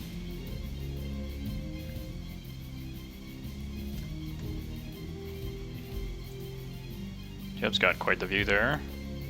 Passengers also. All this plasma fire. Oh, you can see the engine. That was funny. Alright, let's hold our stability. RCS trying to hold that.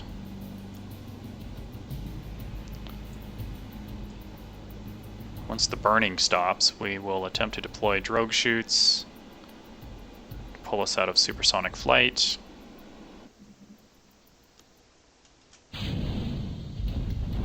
There we go.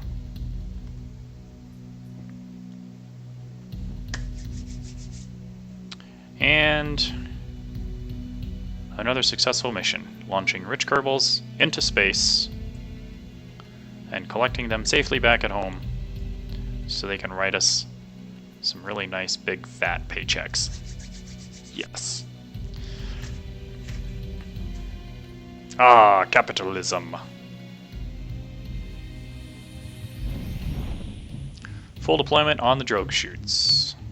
Dropping below 80 meters per second, 70 meters per second, 1400 meters. Let's go ahead and deploy all remaining radial parachutes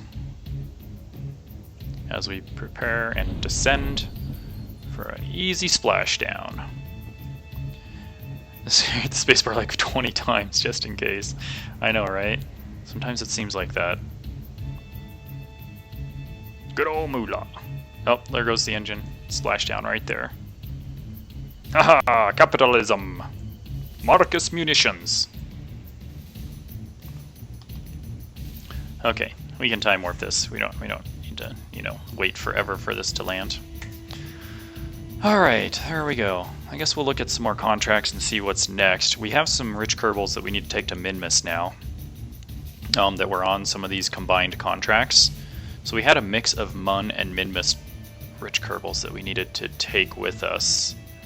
So now that we've got most of the Mun landing party out of the way, we'll do the Minmus. We should really set up a space station there, though. Oh, hey, look, that fell off.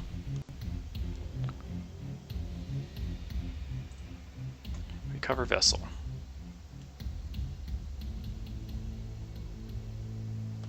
I'm gonna go grab some more hot water for my tea. Be right back.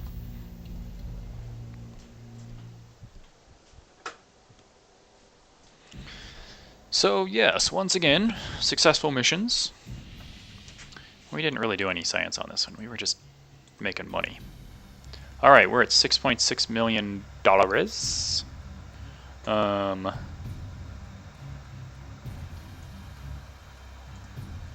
That's fully upgraded. That unknown object tracking, I don't think we need that yet. Vehicle assembly building, max parts, 255. We could go to unlimited parts for almost $1 million. I mean, we haven't even really done 255 parts yet. Like, that seems absurd to me to ever design anything that complicated. Research and development. We can unlock science. Speaking of science, where are we at on our research tree? We don't have anything that's going above 500 yet, so we can actually hold off. We're at 102. That'll add some advanced stabilization and other probe parts, burner engines. This will add all those rotors, as well as giant parachute, bigger landing gear, and an even larger heat shield. Here's those big wheels that we used on the Mun outpost for the previous career, as well as bigger motors, rotors. Scanning tech, unmanned tech, high power electrics. Yeah, we don't really have anything to unlock at the moment. I mean, I guess technically we could unlock some aviation stuff that I'm probably never going to use.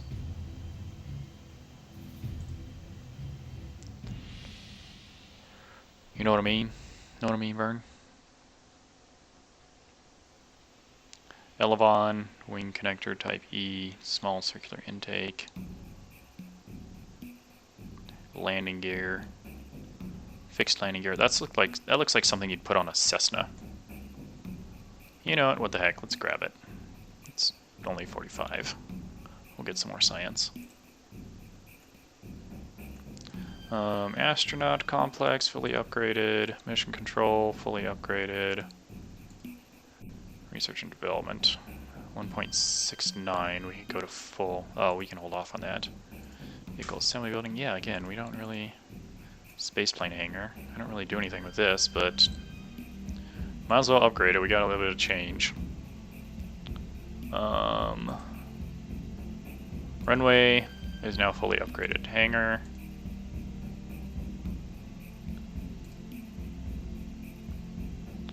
Vehicle assembly building. Tea's ready. Water's ready. Whatever you call it.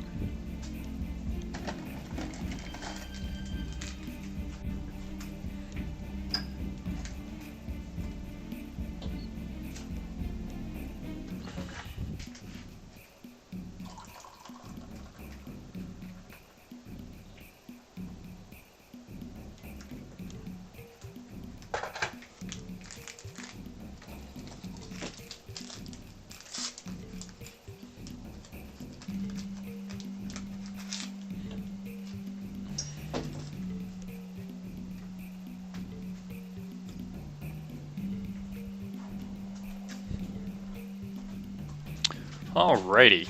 What should we do here? Should we keep with contracts, or should we mess around with some stuff? Build a new unmanned probe that has an antenna and can generate power. Position a satellite in polar orbit of the Mun. Oh yeah, that's right. Do a simple scan with a rover arm of Mun crater, wherever that is. We need to find the baobab tree. So this one right here. Simple scan with a rover arm of baobab tree. Now, last week we did make this guy. Bam!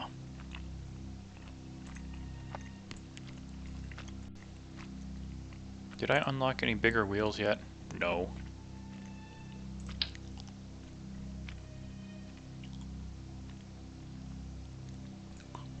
Well, those might be a little bit bigger.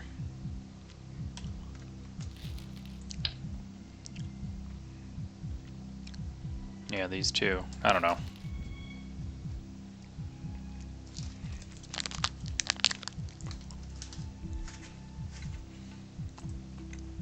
Robotics.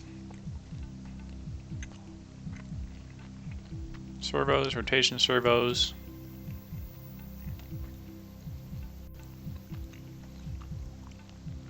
We have a bunch of hinges and joints, telescoping things, rotation servos.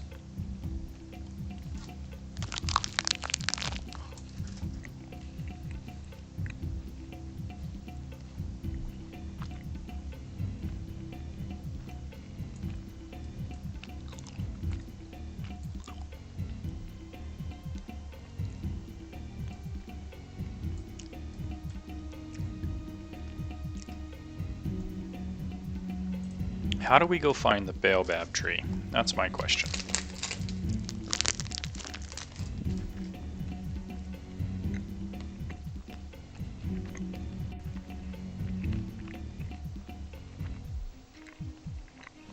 Because it doesn't show up like anything else on the radar here. From the tracking station. Like you guys were mentioning earlier, all the satellites, like out at the Mun. Like we had all those orbits that were showing up. Target orbits. There should be a target for the tree. But it's not on here. I don't know why. Jeb and Bill, currently driving this rig. Hey, buddy. Hey, buddy.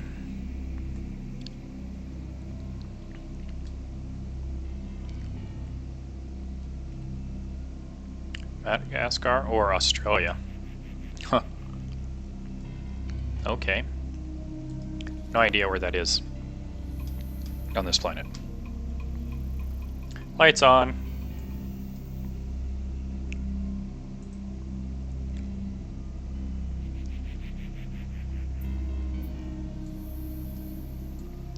Oh, you know what we ought to do?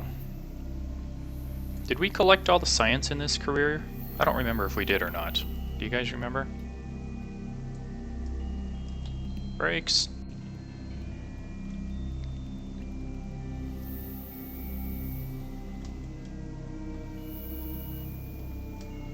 Alright, fine, we'll go down here. Also, did I set up all-wheel steering, or did I just...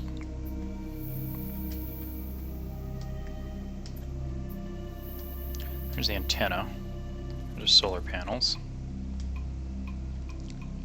I guess I did not set up the action control for the all-wheel steering.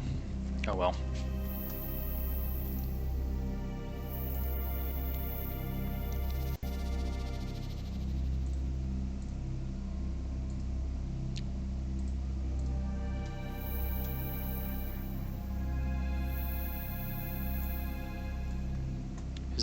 Bill's an engineer, he's not a scientist, so he won't be able to reset this silly goo canister.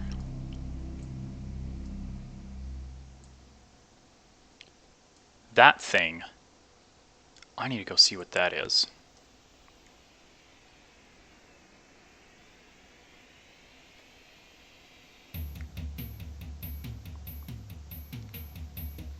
Yeah, this was started after the robotics DLC.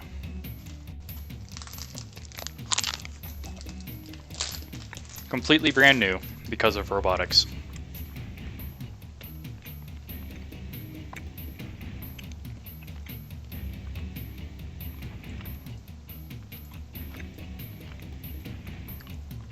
I don't know what that thing is.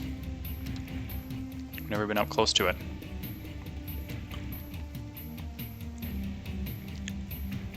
I've seen it when we launched the last few times.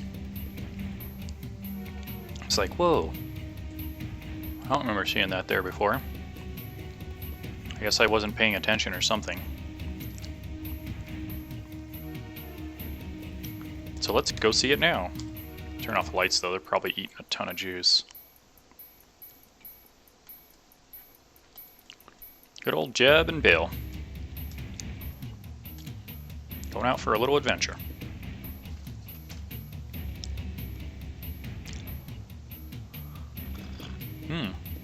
And we're gonna cross that newly upgraded runway that we've never used before. Up the side. Let's see if we recover that energy going back down the other side. Fly it north along the coast from KSC. You won't have to go far. If you stay low and slow, keep looking inland, you will see a small brownish tree standing by itself. You never lose sight of the KSC. Oh. That makes me wonder then if I can drive far enough north along the coast.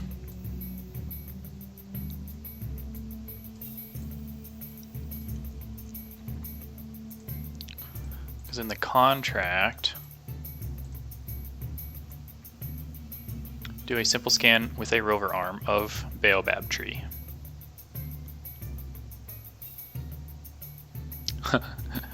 I love the name that the captions gave it.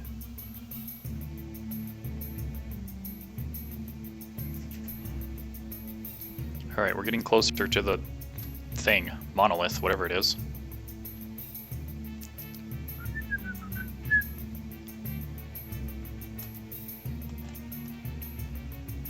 Cannot quick save while moving over the surface. Alright, well, Nightbot, you'll have to remind me when we get there. Electrics are all good. We actually have monopropellant on this thing. I guess technically this is a command module. Alright.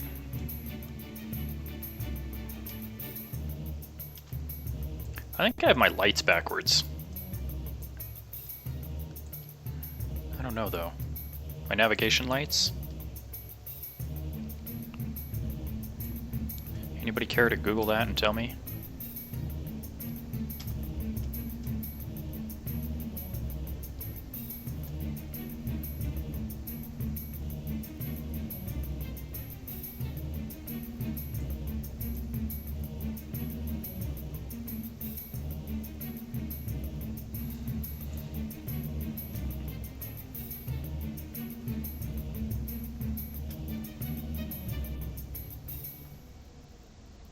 What do you think it is, Bill? I don't know, Jeb.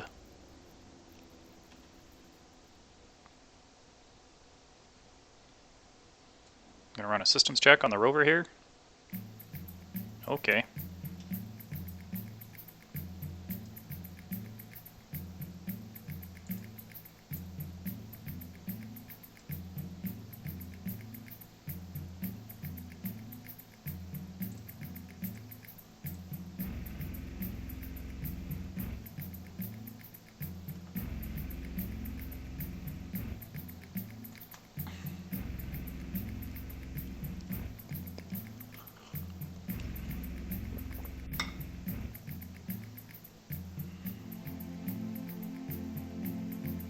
Cruising.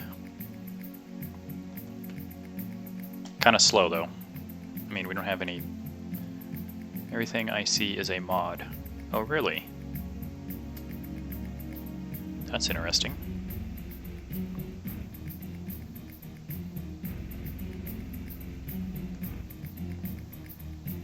Just look up like naval navigation lights. Because I can't remember if green should be on the left or on the right. Oh, look! It says squad. It's some sort of monument, monolith for the developers. Alright, let's slow our roll.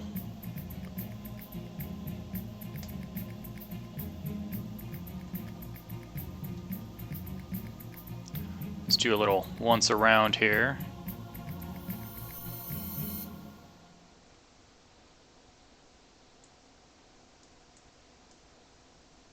Yeah, it's just a large monolith for squad, like some sort of marker. That's cool.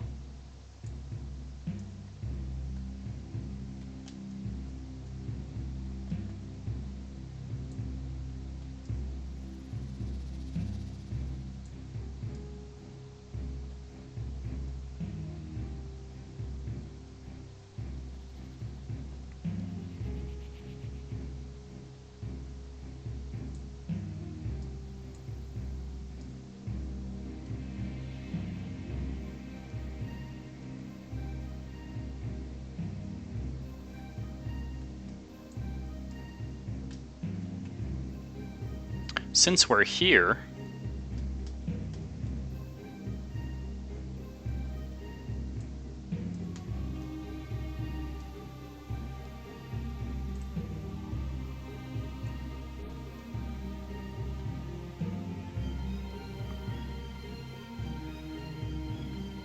I am backwards. Okay.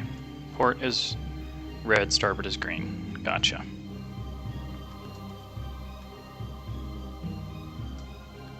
Am I close enough?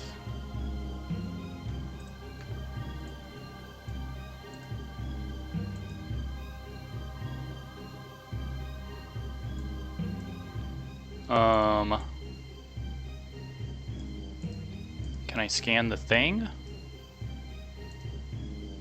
Aim camera, auto strut disabled, same vessel interaction. Scan distance 2 meters, no target in range.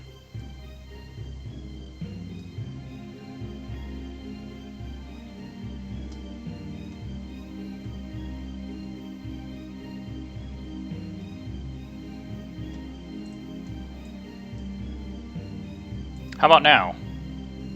No target in range. Okay, so you can't scan the squad monolith. Oh well. It's worth a shot, right?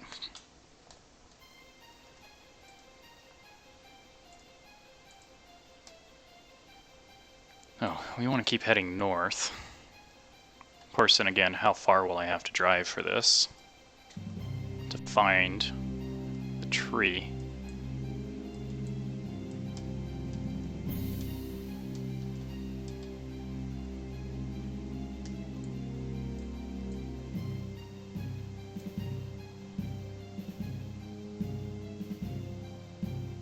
But you said it was inland?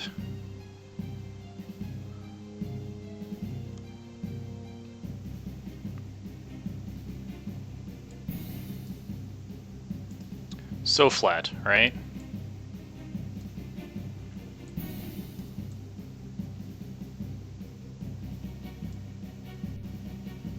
And we're traveling so slowly. I mean, flying, you'd be able to travel so much faster. Depending on how far north you have to go along the coast, still be able to see the Kerbal Space Center. I mean, you could go a long ways.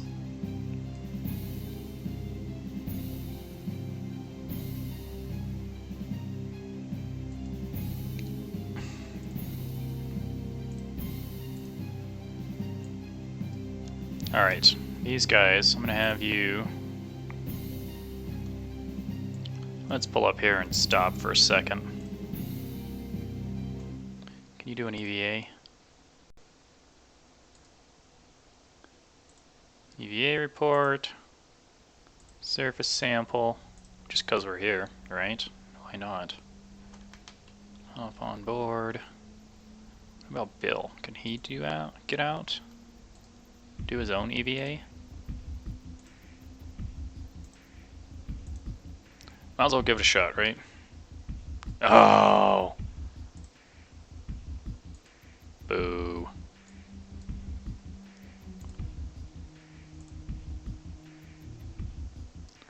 A little bit of mystery goo. Barometer. Temperature. I guess we were far enough away from the Space Center that we got a decent chunk of science. I'm gonna go ahead and recover these guys because those little wheels and the distance that theoretically we might have to travel. Yeah. Okay.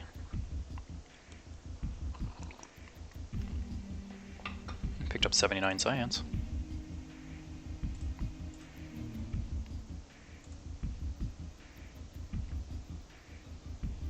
Oh no, we didn't pick up 79 science. We picked up whatever we had to add to that and make it 79 science. Alright, whatever.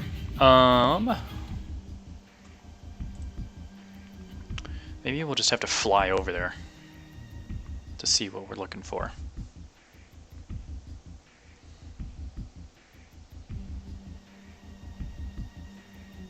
But if we do that,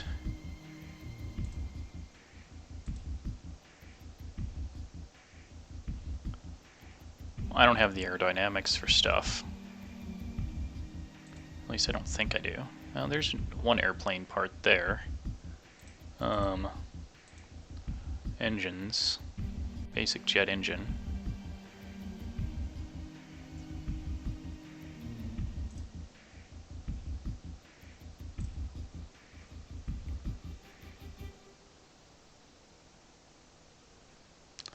Okay. We're now officially hunting the baobab tree.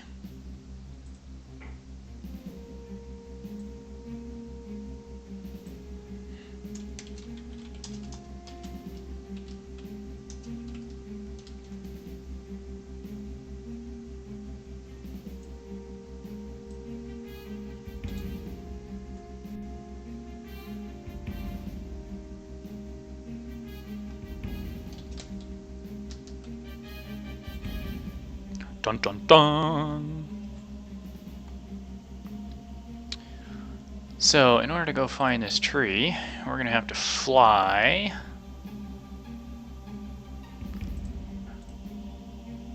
Payload, aerodynamics. What do we got here in terms of stuff?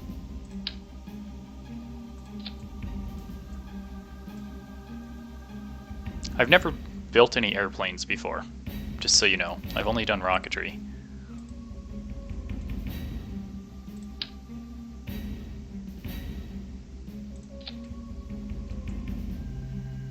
It's a sleek looking jet right there. Tail fin. Deluxe, Delta Deluxe winglet. Swept wings.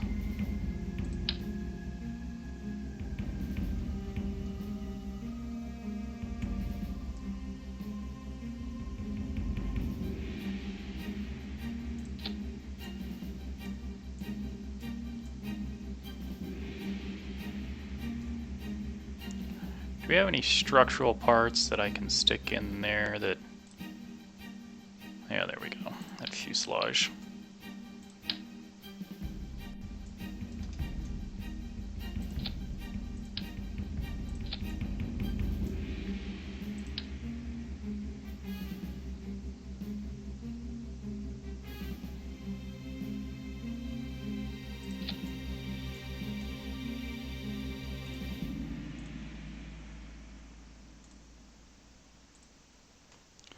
Aerodynamic overlay. Alright, fine.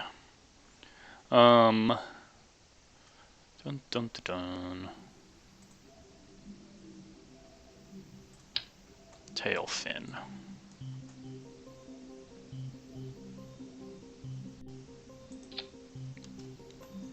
What about a rudder? Winglet. Actuator speed, 25 degrees per second.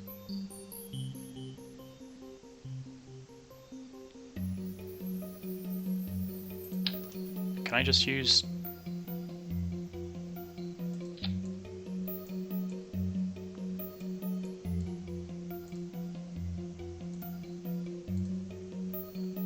Oh, this is going to be inactive. Oh.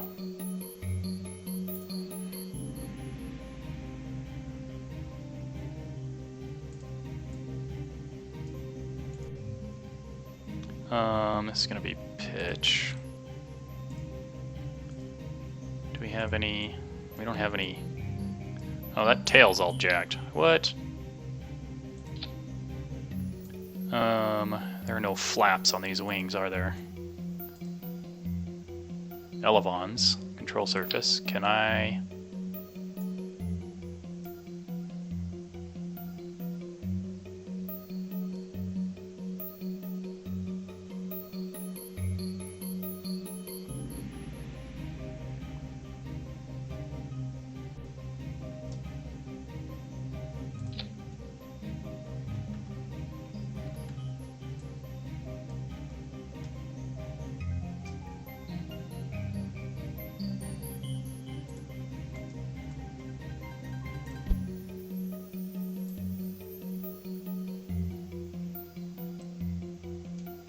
I don't know if that's going to work or not. Yeah, that's going to be roll. Wait, what does that say? Deploy? Huh, weird. They look like they're acting like flaps. Which is fine. I mean, it wouldn't hurt to have flaps. Wing connector, swept wings. Structural wing type C. Wing connector. Whoa. Oh, we should probably put some landing gear on this thing, huh?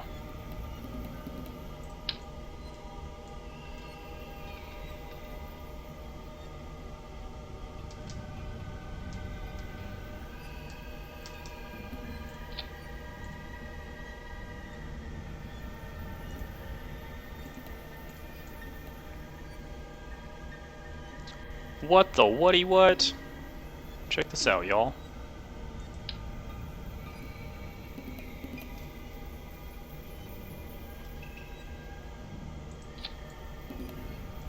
That was kind of funky bananas.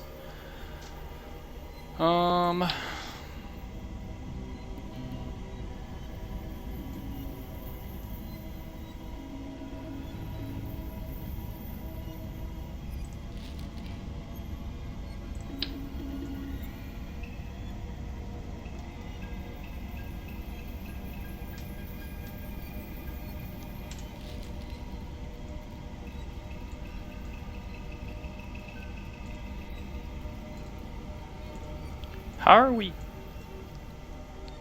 Fuel. Somebody tell me.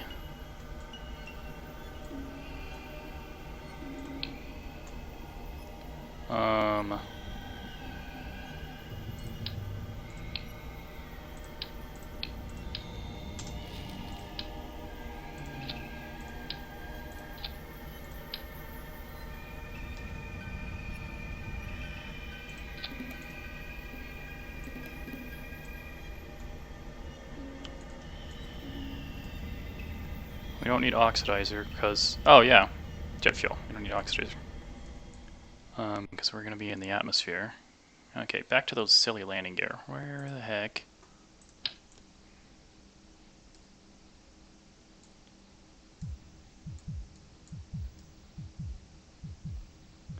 Why do you not?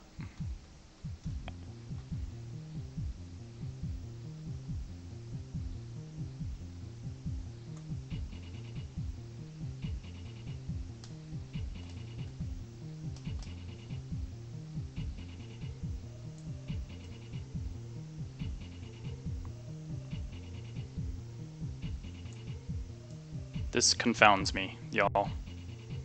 It really does.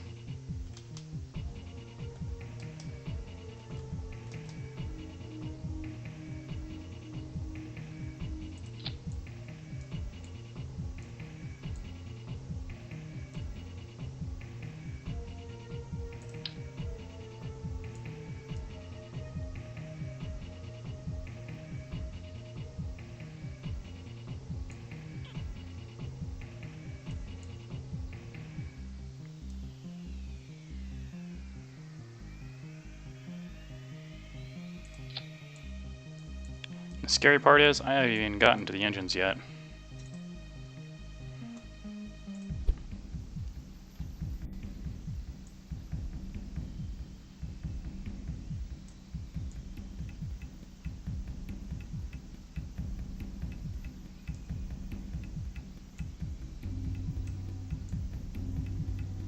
If I let us over, you drop their wings a smidge and move them forward.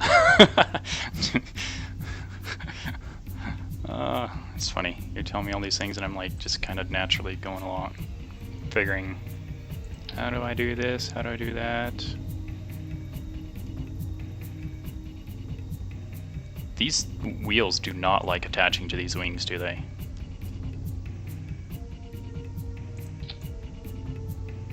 Okay, now we finally got something going on here. Okay,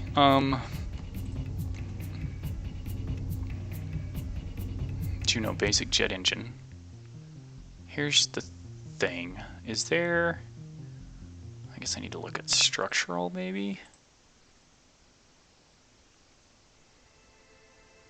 I need a thing to do the thing. Alright, fine, aerodynamics. How big is this? It's half the size of my plane. How about this one? Also large. Wings. Also quite large. Ooh. Another elevon. Small circular intake.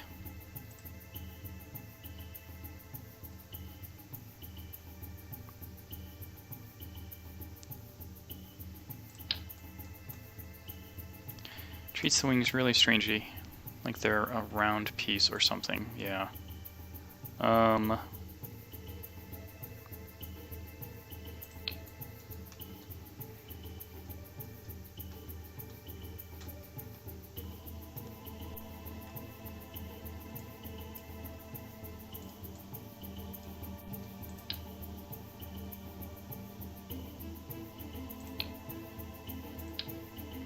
I have no idea how to attach that. Putting the jet fuel tank on the wing first helps generally.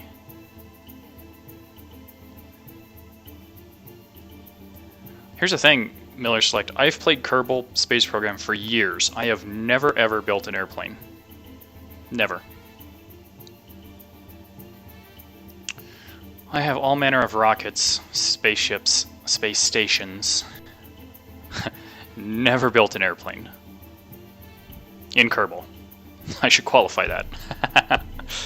I have flown airplanes. I was working on my pilot's license at one point. It's so easy to do the space stuff. I don't know how to attach this to anything. Aircraft is hard, yeah. Also, these landing gear look like they're towed in. Okay, that should straighten them out. Nope.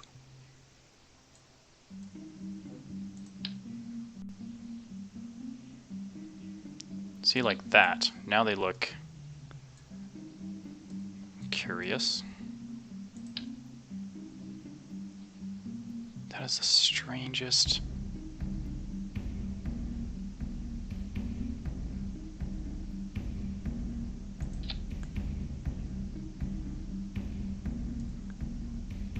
Okay, let's do this then.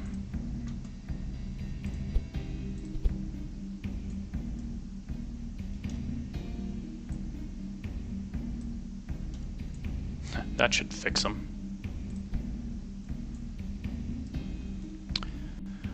Start with a tank of fuel and attach the air intake later. Better, but still curious. Move to align. Okay. So here's the engine. The intake, where did I see the intake? Here?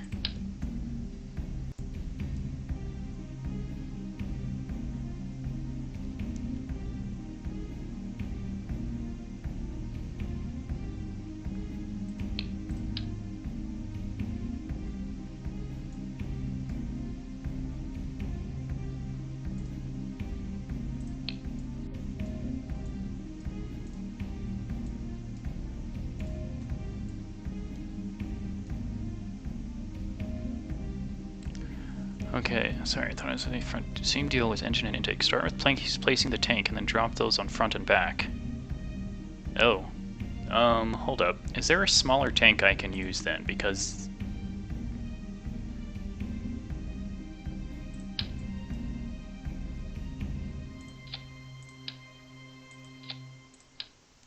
Wah, wah. There we go.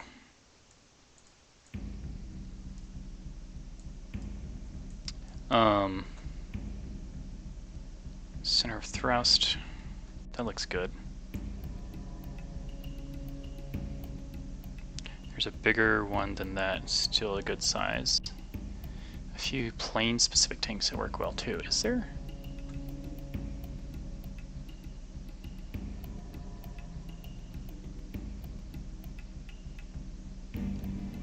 Also, these guys, let's take out the oxidizer, yeah. Okay. Man, this is going to be interesting. Have the jet engines, right? I mean, it's pretty much like a Learjet, right? Have LF only and no oxidizer.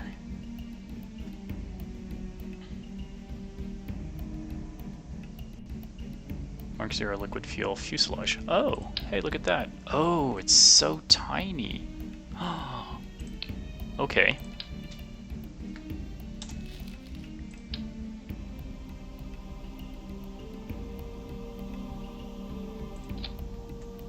And then the engines.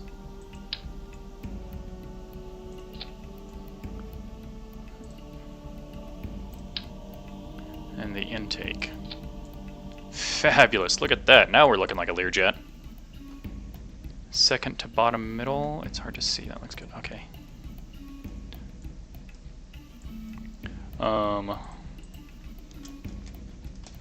Learjet 1. Save.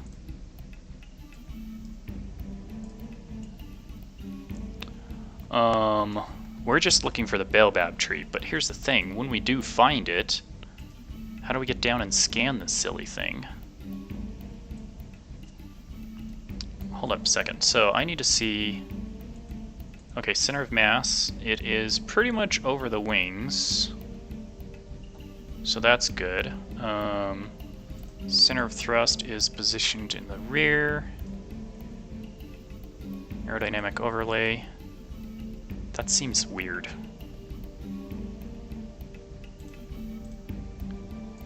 Why does it put that in the back end? That seems weird to me, that that would be back there. Does that seem weird to you guys? I want to try something real quick. What if I put... It's still back there.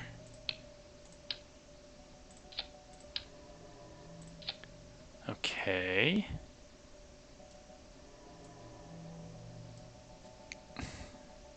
Check how center of mass shifts as you burn fuel, because oftentimes instability only shows up at half fuel. Okay, yeah. So here's, yeah, center of mass and my center of... So that's center of thrust. Aerodynamic overlay is showing back there. My center of mass is currently slightly forward of the wings.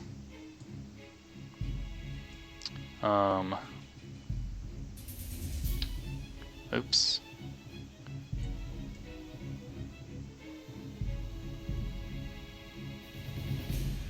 Yeah, so that's, if I push the wings forward, that just seems really weird though. I would not expect that to like fly, you know what I mean?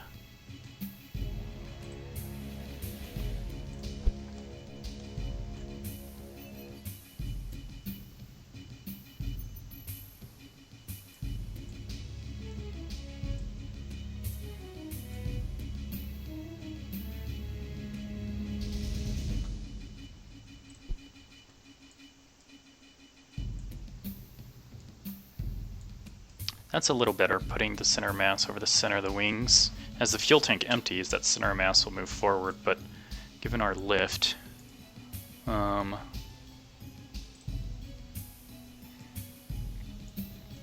I don't know. Only one way to find out, yeah? Maybe the wings are small compared to the stabilizers in the rear of the aircraft. Could be part of it, yeah, because those tail feathers are pretty large. If we use... That's the tail fin that I used, as far as the control surface. Yeah, visually it looks like a real plane, right? But those tail feathers do look large. Should I switch...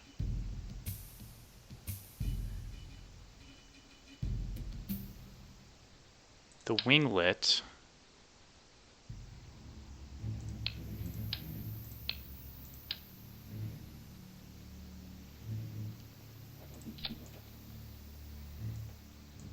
It didn't really do much there.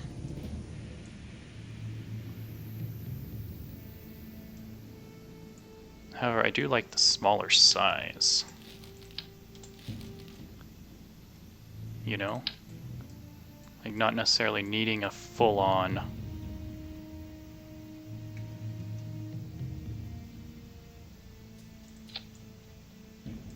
Yeah, see, this seems a little bit more reasonable.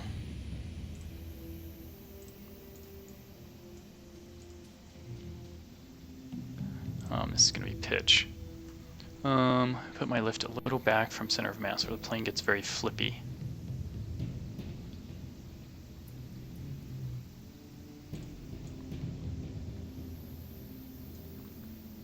I want to see the test flight.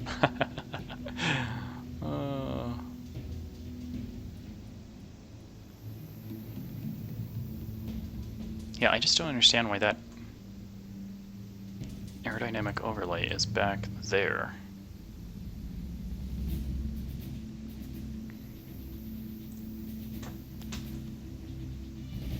Alright, we'll give it a shot.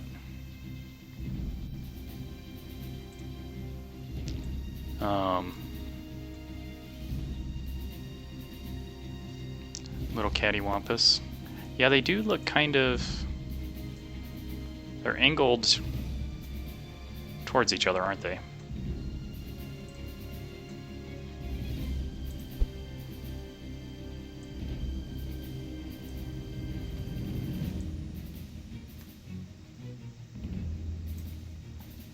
Okay. Those look a little bit straighter.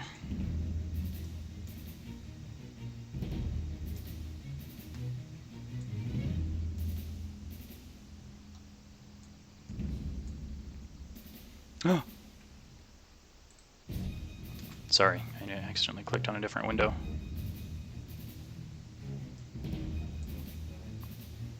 Alright, well, you gotta try it at some point, right?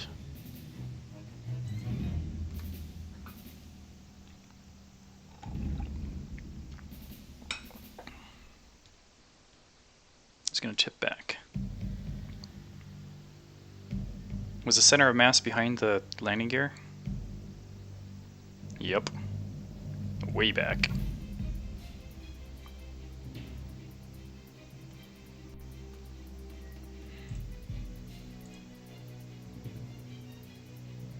Fire.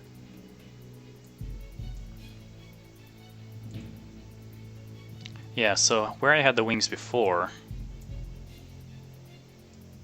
given the mass of the fuel tank,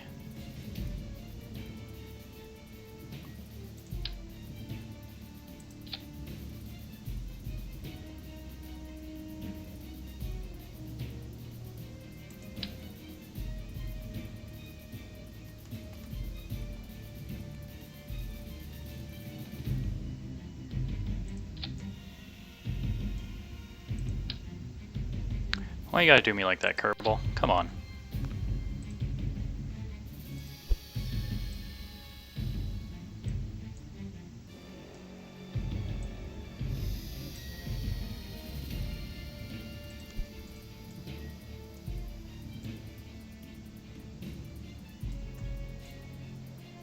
Long plane, yeah. This is the Bubba Tree a myth? Well, that's why we're trying to build a plane to find out. I hear it's north of the Space Center somewhere. Yep, reverse back landing gear for sure. Wait, reverse them?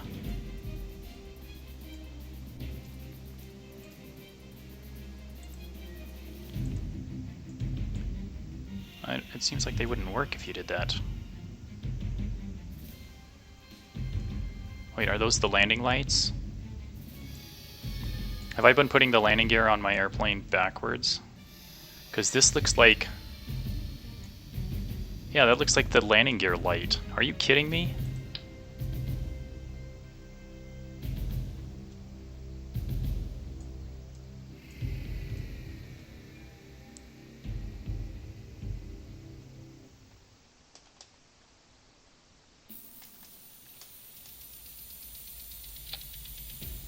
Really, Kerbal? Backwards landing gear.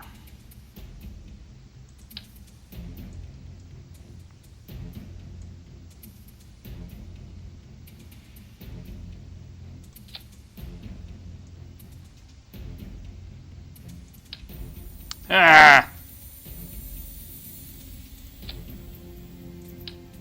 No! Landing gear, you silly...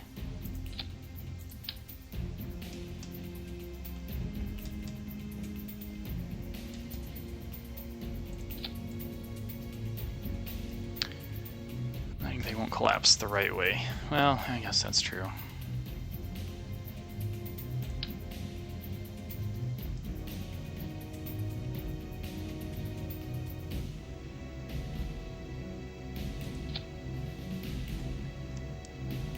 Now we gotta fix the wings again.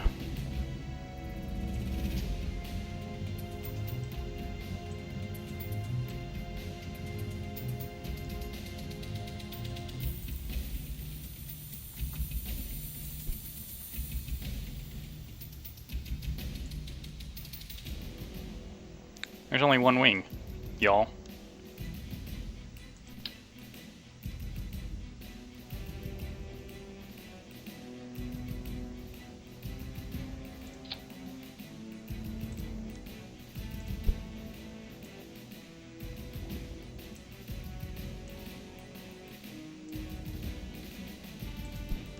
Okay. Let's hope. Cross your fingers.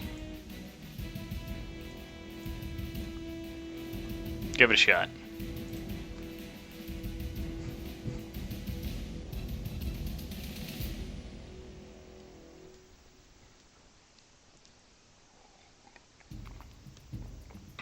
Okay. First time ever airplane. Okay, well, it's settling. Kind of. Look at that. Docking mode. Brakes.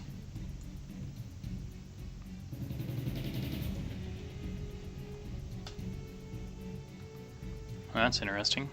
Okay, so... Hey, stop rolling, y'all. Look at that, the landing lights are pointing forward on the landing gear. I would have figured that out eventually, because I would have seen this. Okay.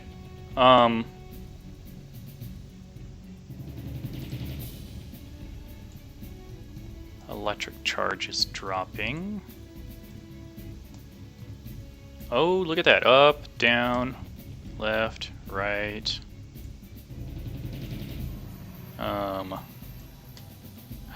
There's our roll. Fantastic. Okay, so it looks like the ailerons, rudder, everything looks intact. How do I start my engine? Space?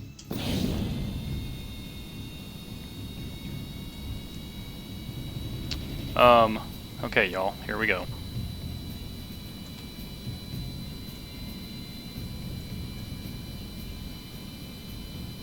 Liquid fuel, 280. We going? 20 meters per second. I wish I knew what this was in terms of miles per hour. At some point it should just lift off, right? Aerodynamic forces overlay. It should lift off on its own.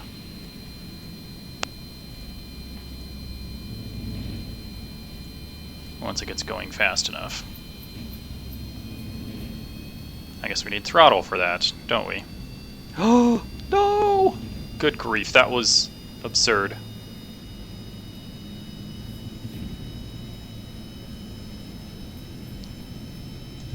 Oh! No! Oh, for crying out loud. Oh, what?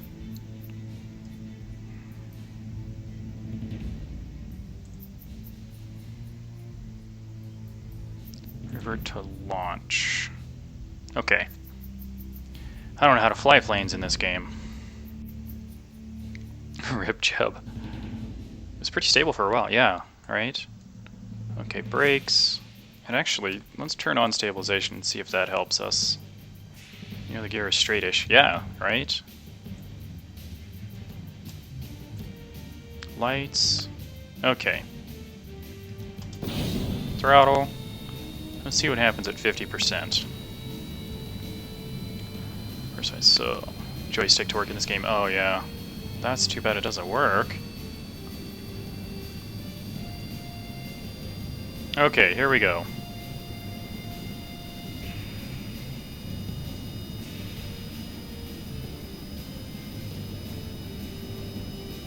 So we're at 50% throttle, the default.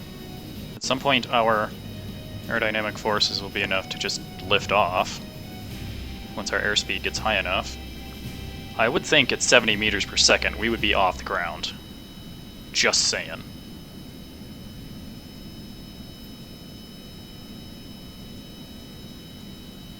Good grief, 90 meters per second, 100 meters per second. Alright, I'm going to pull up.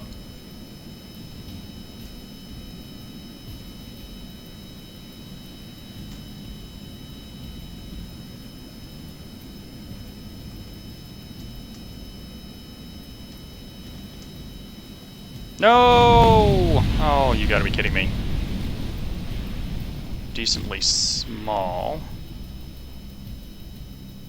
Jeb's still alive.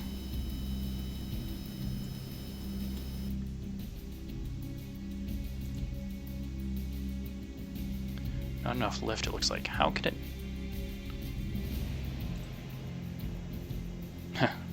But wet. What kind of life is that? Alright, here's the thing. There's got to be a point at which there's sufficient lift, even on wings this small, right? We're gonna go full throttle. We're just gonna go all out, y'all.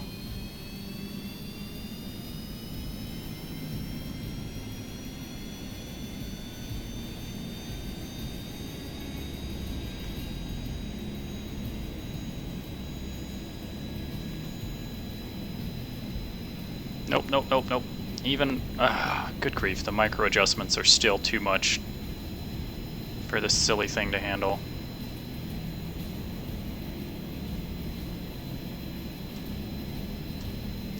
It's working. It's working!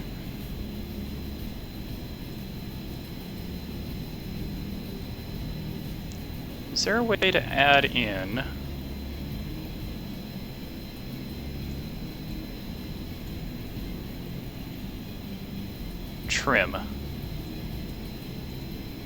Trim tabs. Authority limiter, 100%.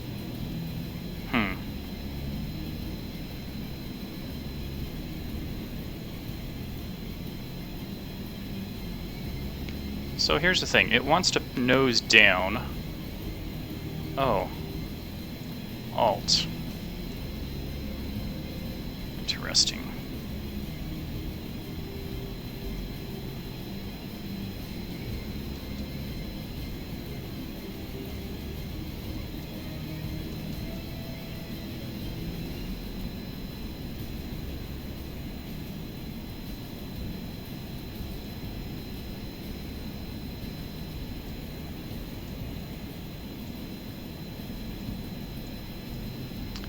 Okay, we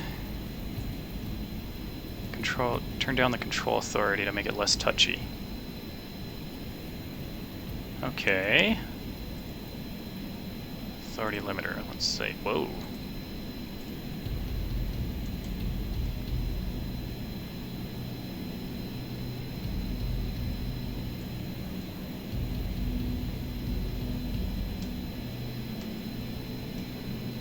So, okay, yeah. Buddy. That yaw control was way out of whack.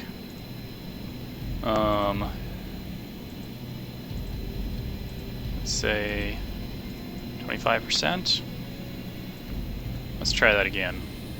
There we go, that's a lot more reasonable. But will she land? Yes? I mean, we've got this much going on. Let's see. Pitch. Let's adjust this one to like 47.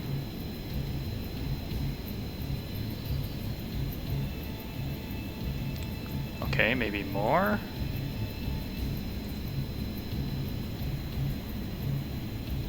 Oh, that's the... okay. So I can't change that too much, otherwise I don't have enough authority to pull up.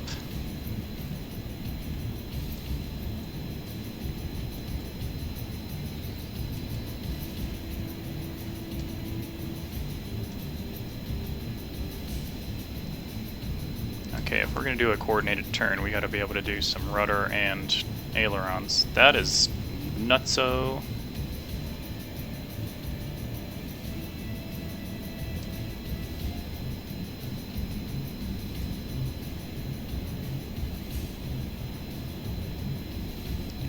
we don't have enough pitch authority when we're banked over. We don't have enough lift. Kind of looks like a real plane. Better than any plane I've ever built. Okay, yeah, woohoo! Oh, hey, let's put up our landing gear, shall we? That might help with some of our aerodynamic authority. Is that the tree?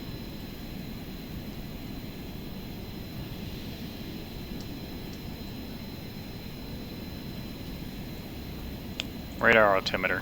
That would actually be handy right now, wouldn't it?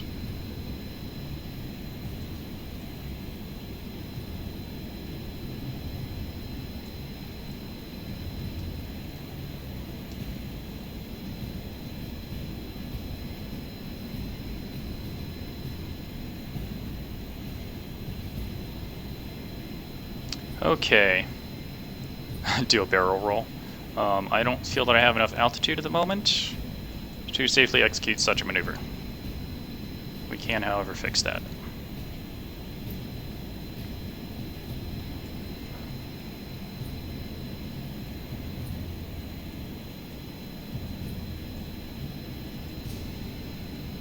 Ready?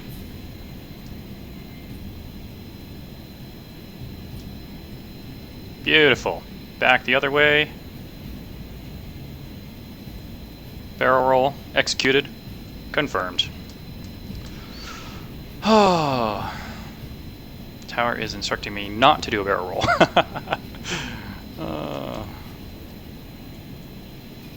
Okay.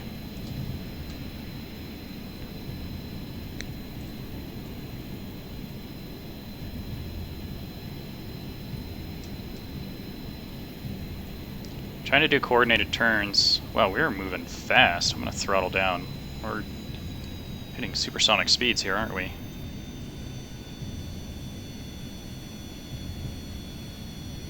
Look at that. That is some hotness right there, y'all.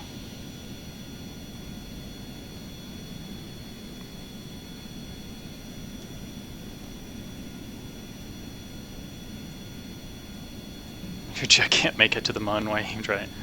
Maybe go for first attempt. Mine didn't even leave the runway. Wow, okay. Well, mine didn't the first time. It took me 3 tries to get off the runway. We just had to figure out the particular flight dynamics of this aircraft, right?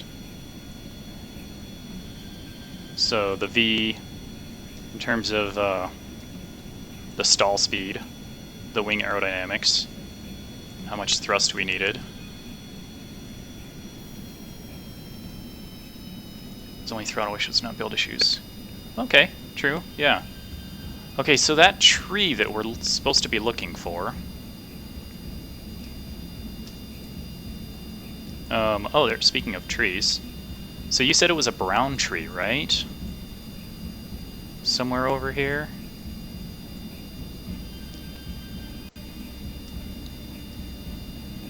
You said it was north of the Kerbal Space Center, and you can still see the Kerbal Space Center. So that's kind of where we're at. Alright, hold on. I want to trim this out for level flight. 50% throttle. We're still slightly descending. If we go... Well, let's go full throttle. We should stop descending if we're full throttle. I think I had it trimmed out for full throttle.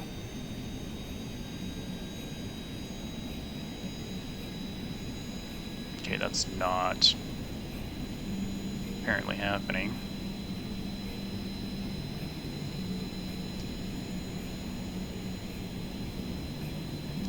But going full throttle puts us supersonic, so I'm just trying to keep...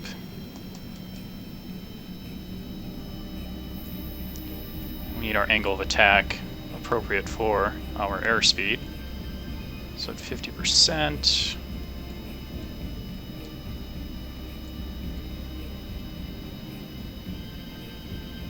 So here's the thing.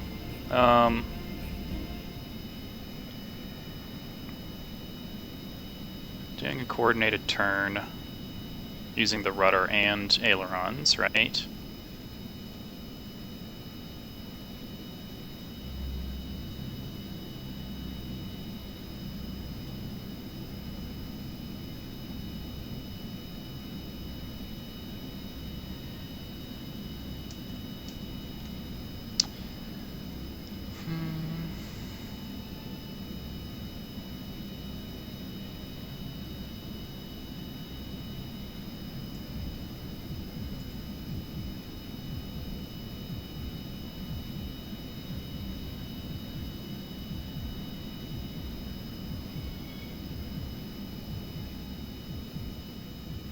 I still don't see the tree.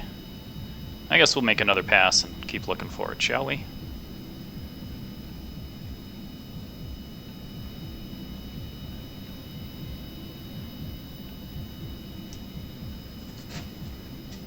Because you said north of the Kerbal Space Center.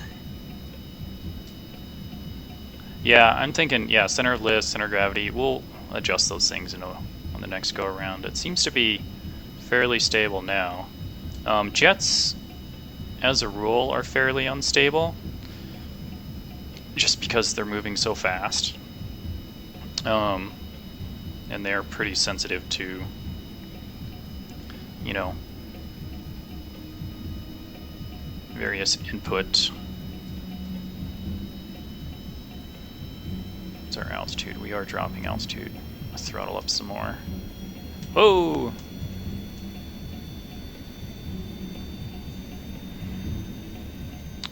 Okay, so north of KSC, but looking inland.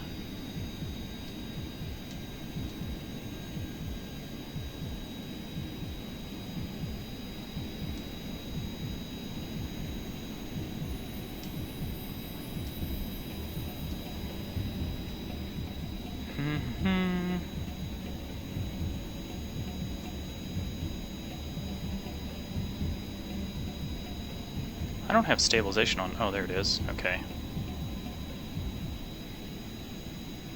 Does the air intake of the jet engine make it use less fuel or something? Oh, I don't know.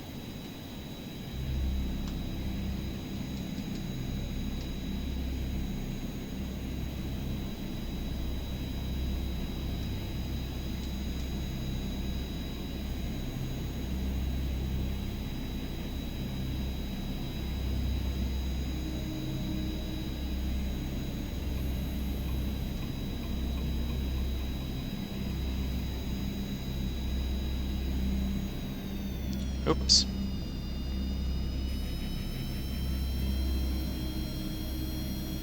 Fat fingered the keyboard.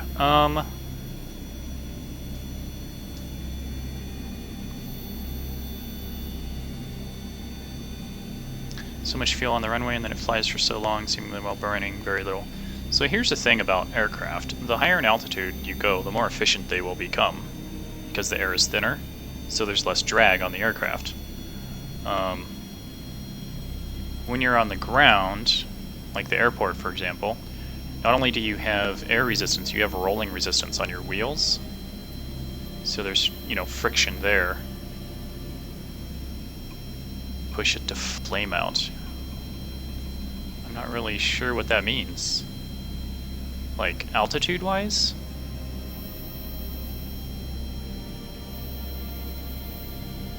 Do you guys see the baobab tree? Is that it? I wonder if I'm too high to even see it.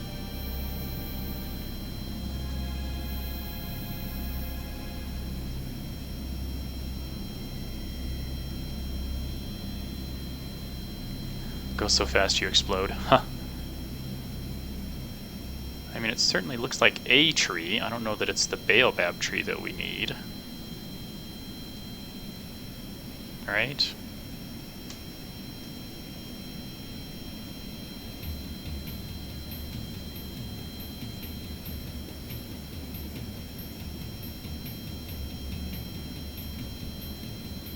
When your alt is high enough, there's enough air intake. Yep.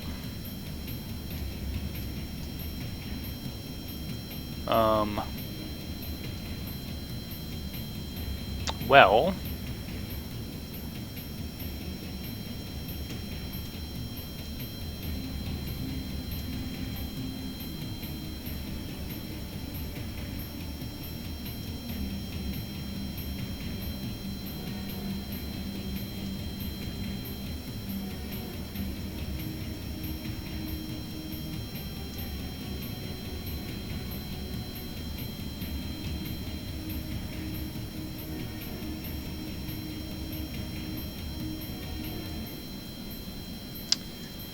huh. I don't see the baobab tree.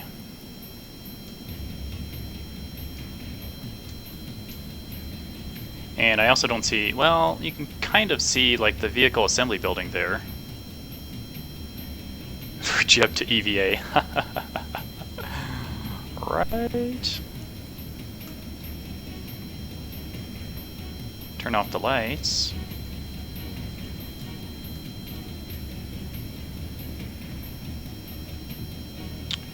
So, level steady flight seems like we can do pretty good at 155 meters per second. You know, I don't know. I've never used a joystick with this game. Anybody else?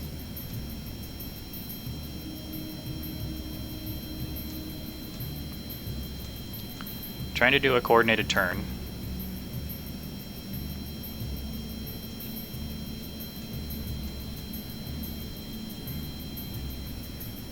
So ailerons plus rudder. And also keeping it at a 2-minute turn, which is 15 degrees, roughly.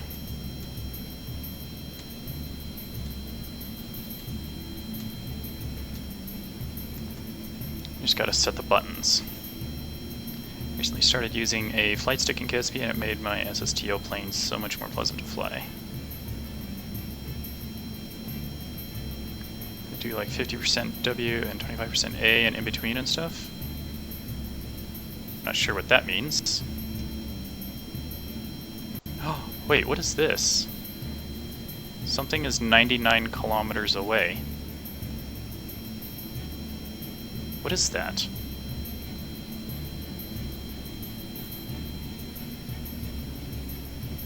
Is that what I'm looking for, y'all? Is that where the tree is?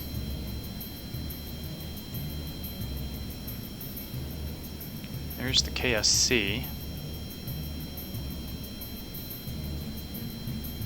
Woomerang launch site. Target it and find out. Yeah, I was trying to... I can't right or left click on it. Hey, thanks for the follow. Is that an airport? Airstrip right there? Huh. Something.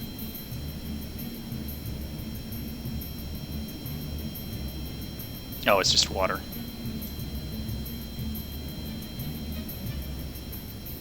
Nothing shows up here. Let's fly out there and see. I wonder if it's debris from something.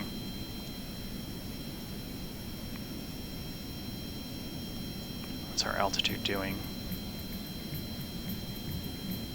Let's check sea level. Climbing slightly.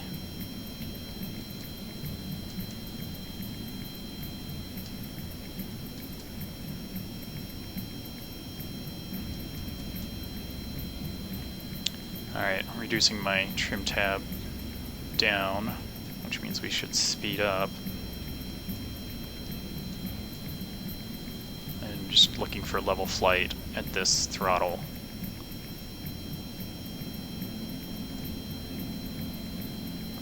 I wonder if it's debris from some other launch or something.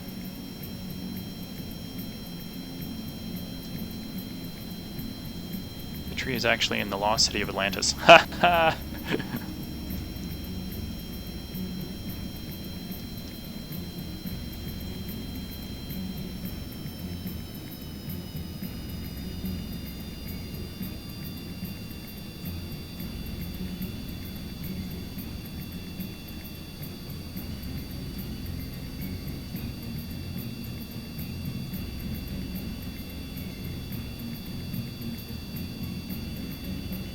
Alright, we're looking good, y'all. Just kind of flying, holding steady. So much for the tree. I have no idea where that silly thing is, but I am curious what's out here. 75 kilometers now. Full throttle. Let's get there quick. Cubivore, hey! How did I miss you popping in? Welcome back. Good to see ya. We're gonna go supersonic with our Learjet.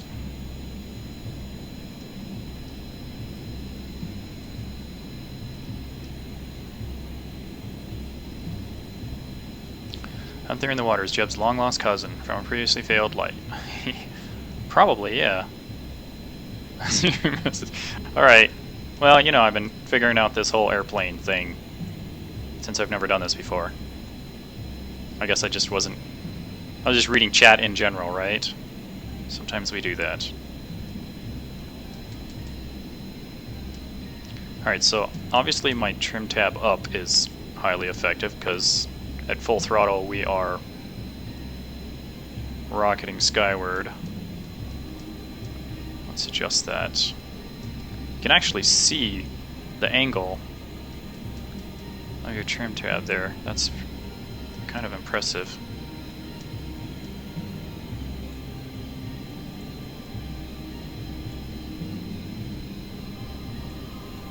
Okay, how far to our target? 60 kilometers. Oh boy. Alright, I guess I'm gonna have to work nights now and don't work weekends, so it can more easily watch. Yay! Excellent. Alright, we're getting into supersonic speeds. Starting to lose some stability.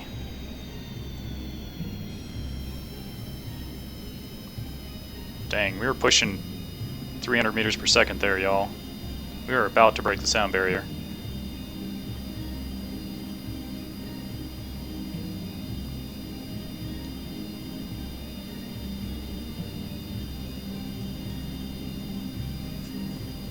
Got that leveled out, throttled down, reduce our energy.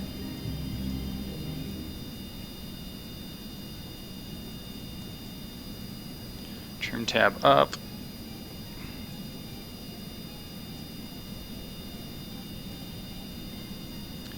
Yeah, exactly.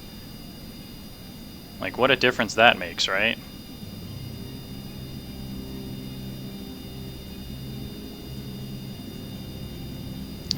So I'm not crazy busy and stressed at college anymore. Finally dedicating time to making a YouTube career. Nice. 43 kilometers. Whoops, that's the...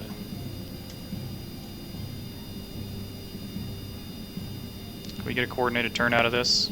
Looks like we can. There we go.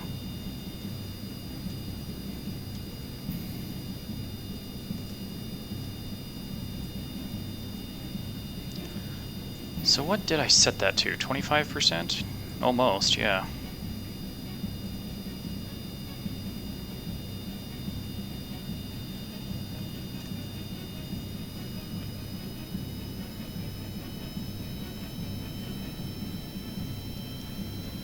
Rovers are slow. Yeah, I tried to take a rover out earlier and it was, you know, 6 meters per second. Maybe a helicopter would work. Yeah?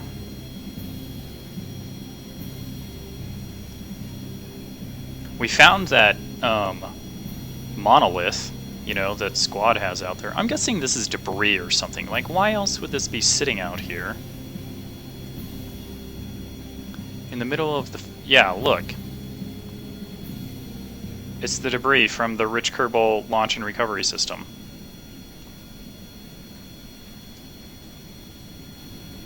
Alright. No choppers in Casby? Yeah, with the new robotics stuff, you're supposed to be able to do that. So, at some point, I do want to try that. Build quadcopters, stuff like that. You know? And the rotors too, yeah, I saw that. I don't think I have the research unlocked for rotors yet.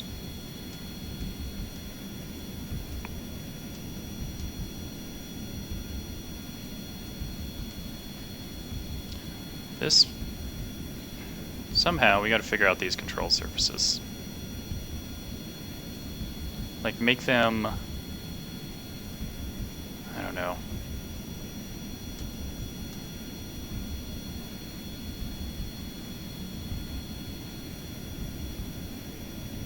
So as you can see, I've already got them on the reduced, like, you know, docking mode, like caps lock.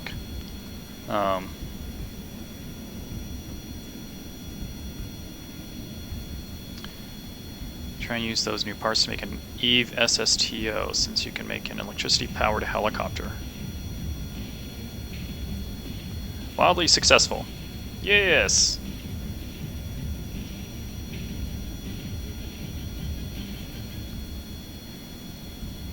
Probably helps that I have experience flying real-world airplanes.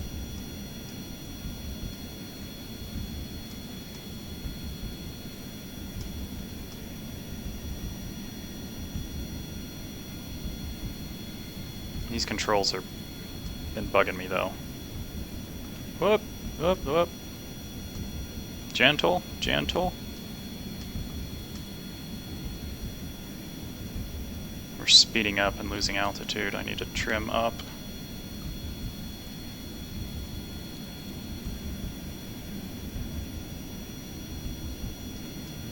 Artificial horizon. Let's get back to level.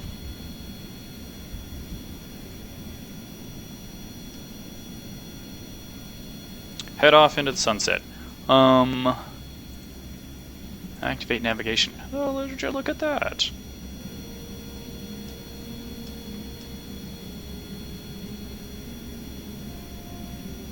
Alright, we are climbing altitude.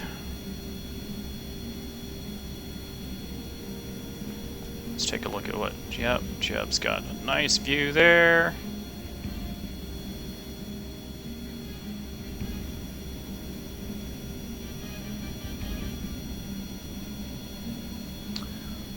Currently passing through 1,200 meters in altitude. Radar altimeter tells us, yeah, coming up on 1,300 meters.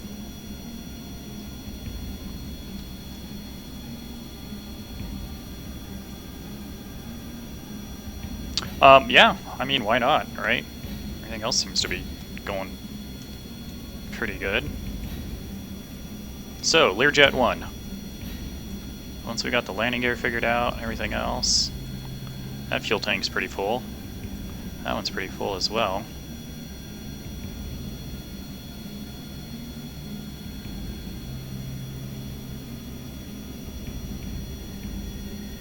Certainly a long-distance jet.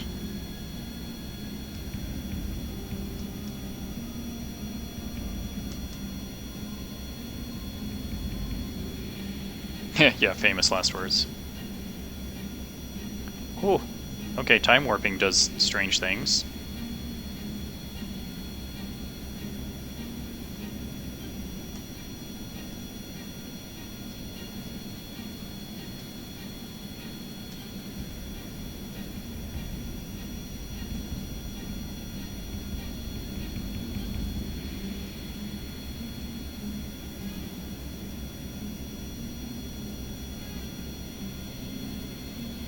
Really?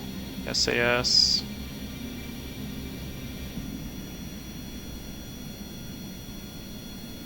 We're losing altitude.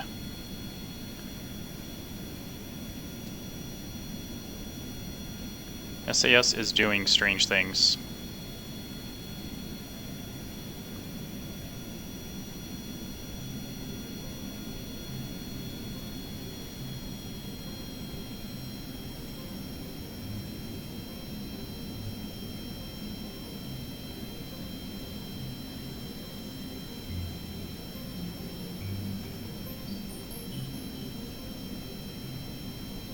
I like our nice little jet contrail here, shooting across the sky.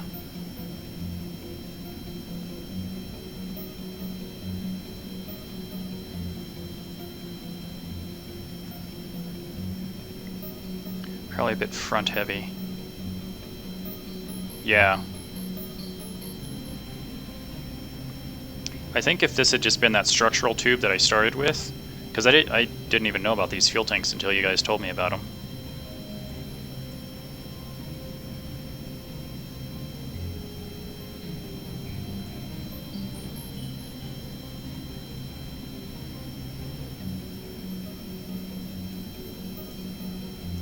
Low priority. Can we use more of this fuel first?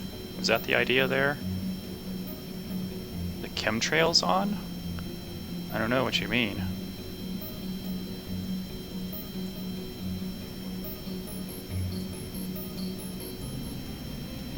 I mean, if I go faster, I mean, obviously the vapor trail will show up, as we saw earlier when we were close to the speed of sound.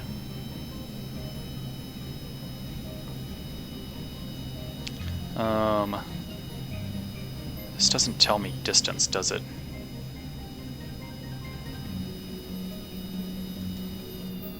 Oops. I didn't want to do that just yet. However...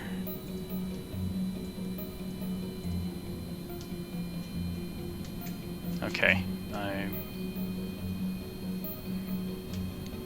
KSC Tower, this is Learjet 1 on right base for runway 27. Learjet 1. Oh, yeah, we should throttle off completely. Landing gear. I wish we had flaps. Oh, no, no, no, no, no, no, no, no, no.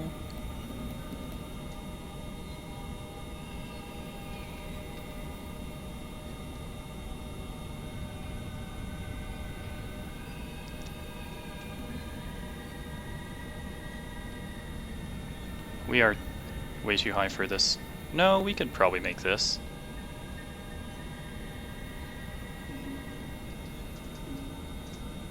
Nope, nope, nope, nope. Oh, frack.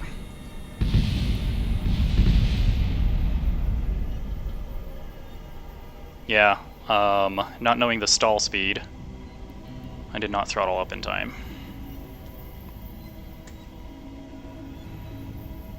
Man, we flew around for like 31 minutes.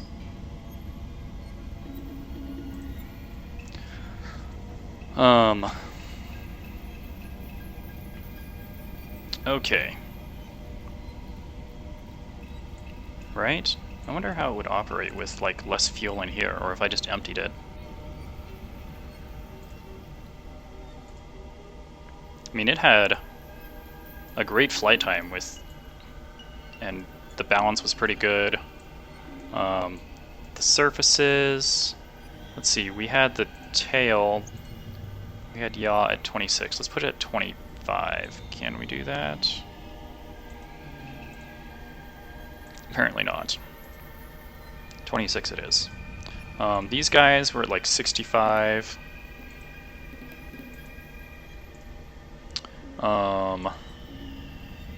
The elevons I had reduced, let's say 50? I don't recall. Let's save those settings so that if when I fly again, like it'll be ready to go. Yeah. So I don't know how to find that stupid tree, because it doesn't show up in tracking like, you know, the other things do. Like when you're going for target orbits for the different, what do you call them? The different contracts? The tree doesn't show up in tracking, and that's bugging me.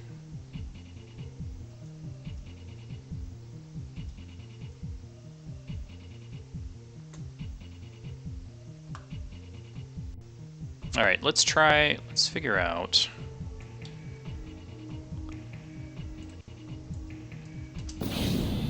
Okay, so at 50% throttle, trim tab for takeoff, let's say there.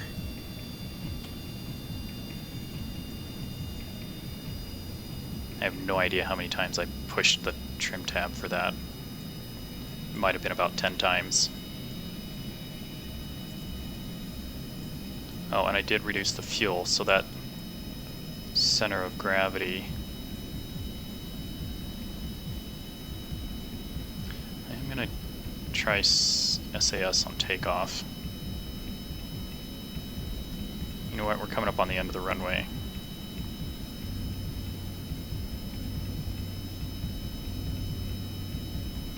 What are you doing? What was that? I didn't touch anything. Oh, you gotta be kidding me. I didn't touch any buttons. Like, it just did that on its own. That was so weird.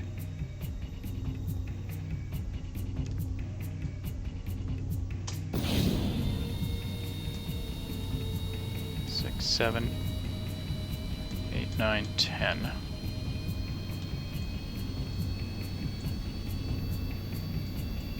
I want to find that silly tree. People. What time is it? Oh, it's getting late.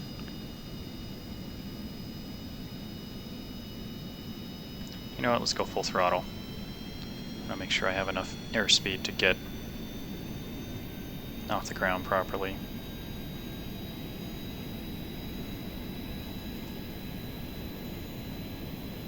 Yeah, it starts to get the threshold of lift, and then that's where it gets completely unstable.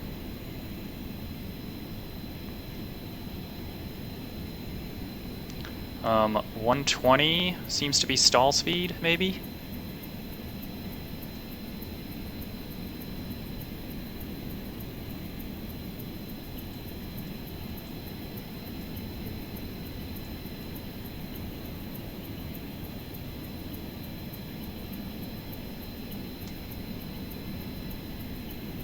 $150 maybe.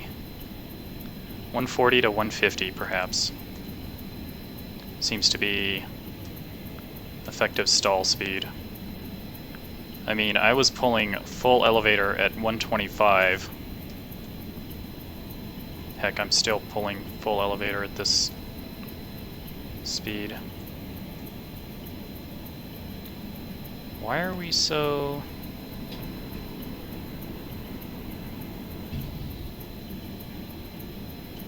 It's also still front heavy even with less fuel. Yeah, that must be it.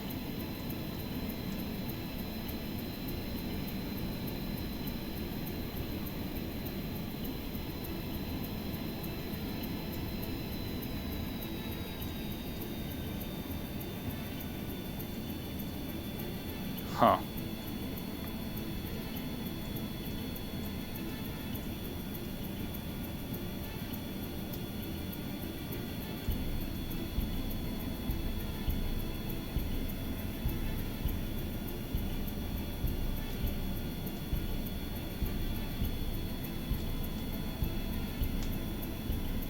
Man, trying to do coordinated turns in this plane.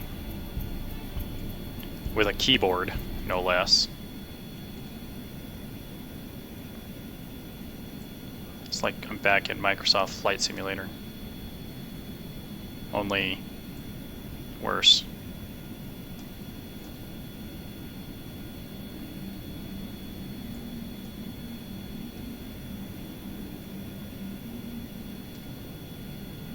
Yeah, that's true.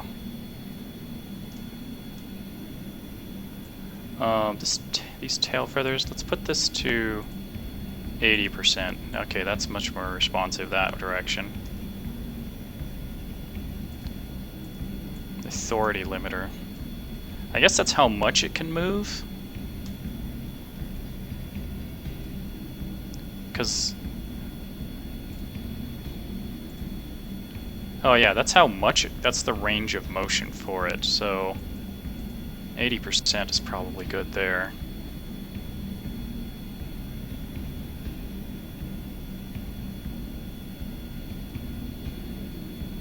Because if you can't move much more than that, then there's not enough deflection to give it.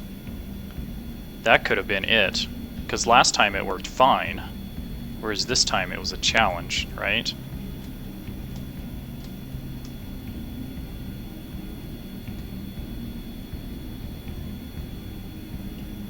Max deflection is. Oh, hey. Make a delta wing plane. Far easier to get right than a more traditional wing layout in this game. Yeah. The swept wing. Well, I mean, in terms of real world aircraft, you know, my experience is only with Cessnas. So wings on the top, straight out, no sweep wings, right? The only time I've flown jets has been in simulators.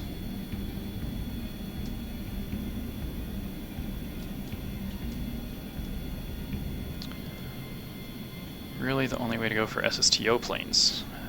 Oh, interesting.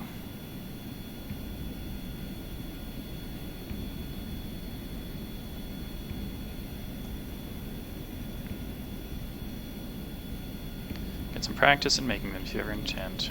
Gotcha. Well, given this is, you know, the first time I've built and used an airplane in all of the years that I've played this game, Also, this being our second flight here, as I'm searching for that silly tree, which is supposed to be north of the KSC, somewhere inland.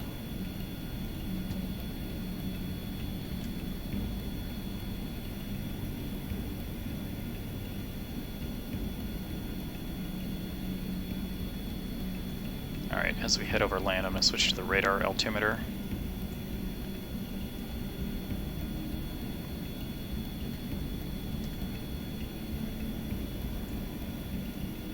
Grab some altitude for our little Learjet.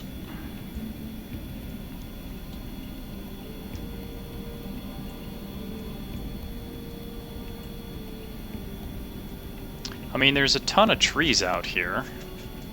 It's just a matter of if it's, you know, the tree.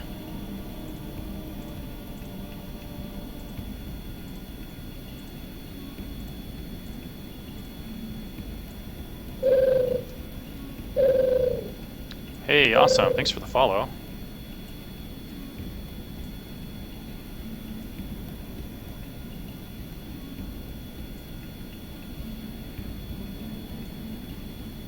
Maybe we need to just go more inland?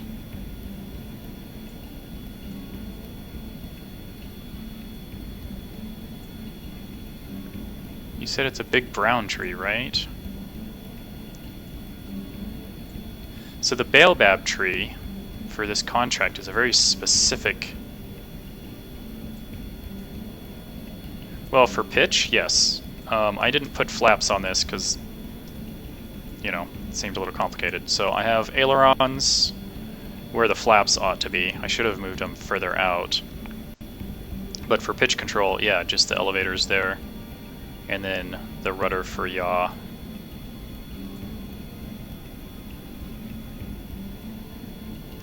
But yeah, right here are the elevons that should have been further out. Gotta sleep though. Okay. Well, thanks again for the follow. Thanks for hanging out and helping out so much. I probably would have figured it out eventually, but you certainly helped me accelerate my learning. So thank you, and I hope to see you again. Come on back. 9 o'clock Mountain Time, Saturday and Sunday night for Kerbal Space Program. Wednesday, Thursday, Friday, 9 o'clock Mountain Time for other programming, other games. But every weekend is Kerbal. Every Saturday and Sunday. Yeah, it was another tree. I don't know if it was the baobab tree, though. There's a ton of trees on the surface of Kerbin. Excuse me. So it's just a matter of if it's the specific tree that we're trying to find.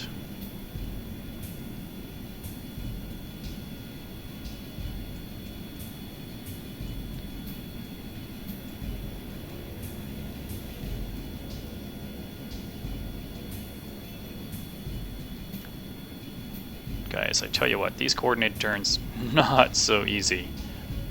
Just trying to hold a 2-minute turn. If I stop paying attention for a second and don't hit the elevons, the ailerons when I need them.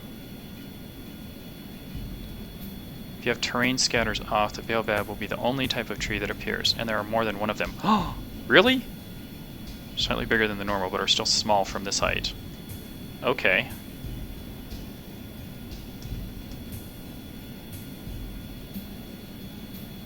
Well, that's enlightening.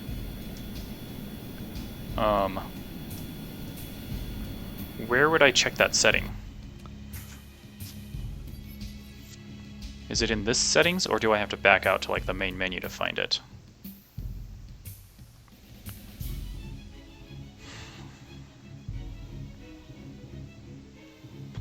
Terrain scatters is a graphic setting. Oh, okay, so I would have to go out to the main menu in order to find it.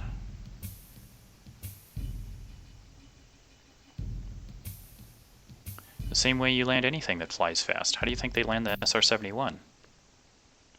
Quickly. You just have to find the V stall speed. Once you've got that down, you just ride the edge of it and then flare for your landing. So you literally ride right on the edge of stall as you're coming in on approach, right? So you should be actually pitched up. So you point at the end of the runway until you're ready for your landing maneuvers, right? And then you pitch up to level. And then as you're coming down, right before you get to the runway, you're going to flare by pitching your nose up. That bleeds off airspeed, increases your angle of attack, increases your drag, right? And reduces your speed. So you hit your stall speed and you drop to the ground. But you want to do that. It's the timing of hitting your stall speed right before you hit the ground. So land fast on not flat ground with them small. Oh yeah, I'm just out here looking for the tree. I was planning on driving out here with a rover or something. Or yeah, we could build another plane that, you know, a big C-130 type of aircraft that can fly low and slow, you know, with really big wings and stuff. This is just our scouting flight.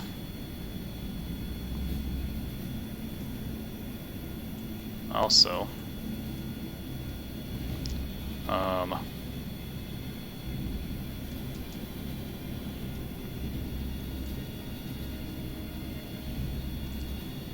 activate navigation.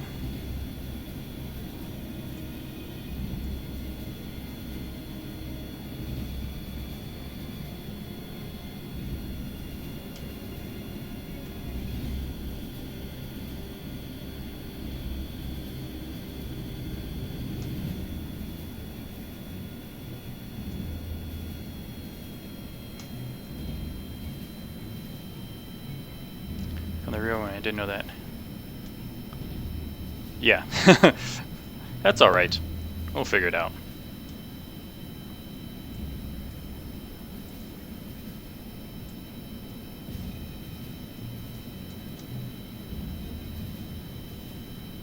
We're losing too much altitude there on that terrain. I did not like that.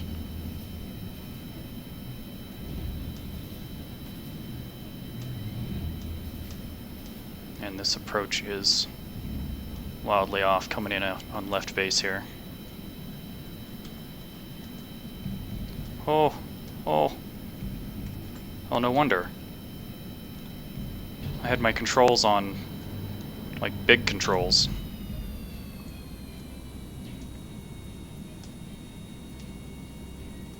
No. Good grief. Throttle up. We need energy to get up.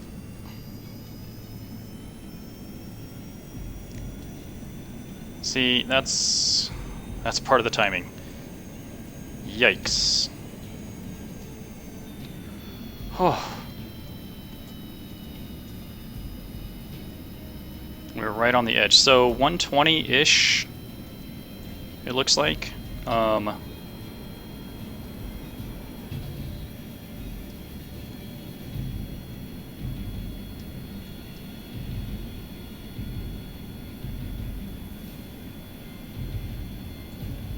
120-ish is right about our stall speed. That's what it looks like.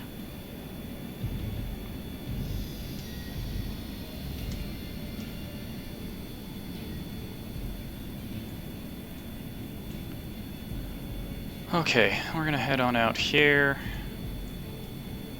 Just park her in the grass, that's all I ever do.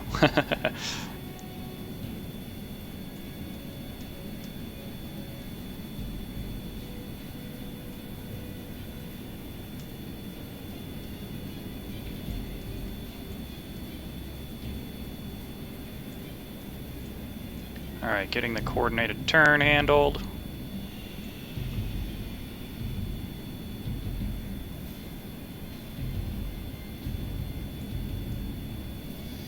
Problem is, if we bank too tightly, we don't have enough vertical lift.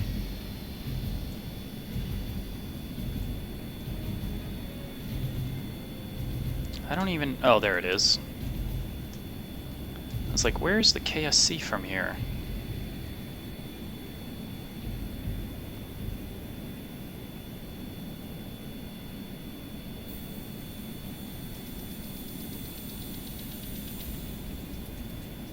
First of all, I need more altitude.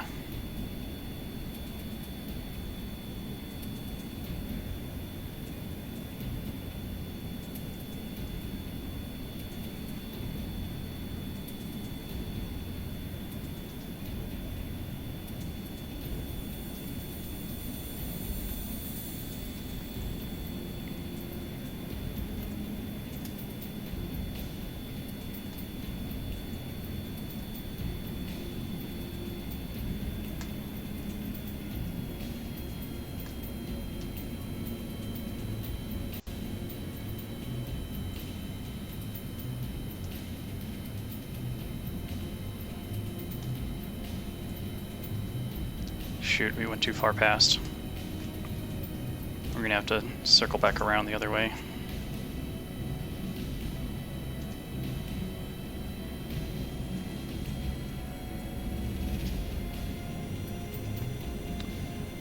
Trying to get lined up with nothing but ham-fisted controls and parallax error, yeah. That's why the first time I was trying to land, I went into the cockpit, because it's like... it should have helped a little better.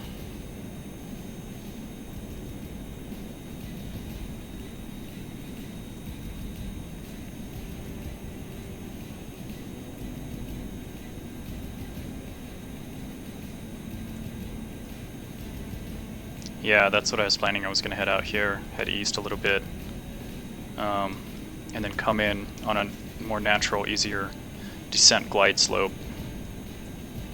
So if I can get...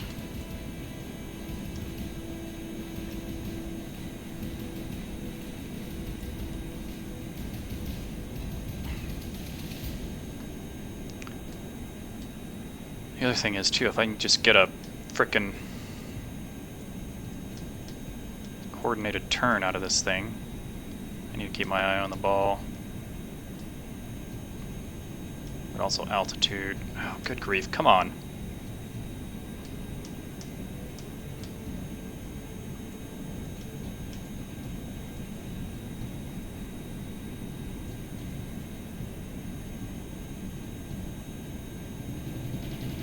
Canards. Oh man. That would be a heck of a thing, wouldn't it?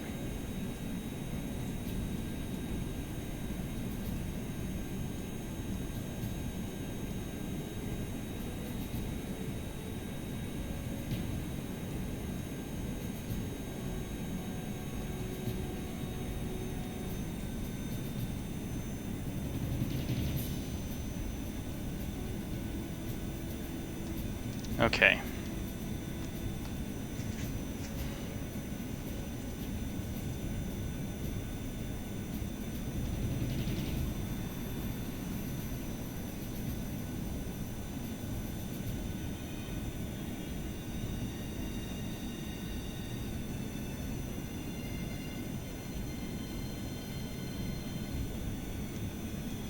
Move to pull up max, fly low.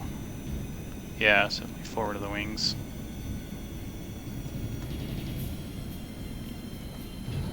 Landing gear.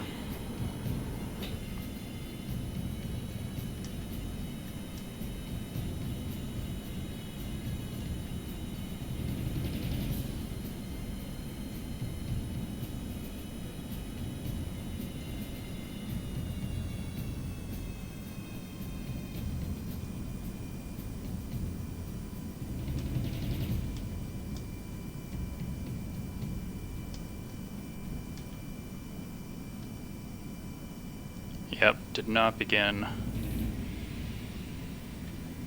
That's the see how we're just kind of floating down right now? That's where we want it to be for our approach.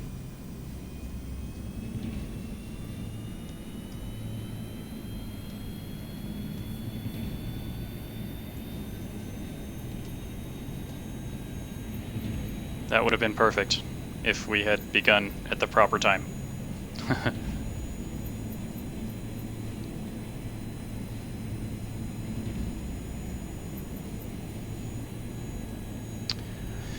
Okay, well, flag off, try again.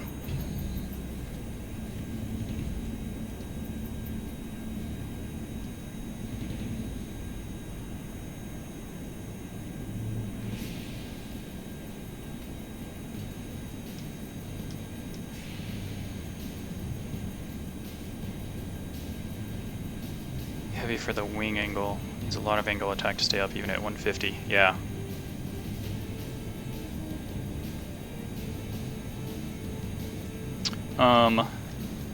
That makes me wonder what the 150 meters per second. What is 120? 120 times 60 seconds. That's 2,000 meters per minute. Does that sound right? Yeah, that's okay. At 120, that's 2. So that's 2 kilometers per minute times 60 minutes. That's 120 miles an hour, or 120 kilometers an hour. So which is only 60 miles an hour, roughly. That is a pretty low stall speed, honestly. So coming in at 150, that's roughly 75 miles an hour, because 150 meters per second is 150 kilometers an hour.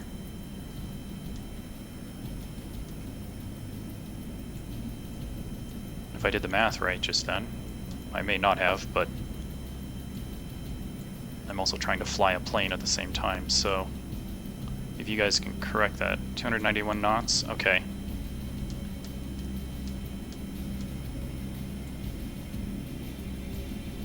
Oh yeah, that's right, it goes the other way. 100 miles an hour is 60 kilometers an hour. So 60 kilometers an hour is only like 30 something miles per hour. Okay, yeah. Alright, so thanks for correcting my math, because again, I'm doing 2 things at once. 120 meters per second is 268 miles per hour. Okay. Yeah, that is kind of hot for even a jet, a Learjet coming in for landing. Okay, it's a lot hot. I mean, 150 miles per hour would be reasonable for a jet, right? To come in on landing.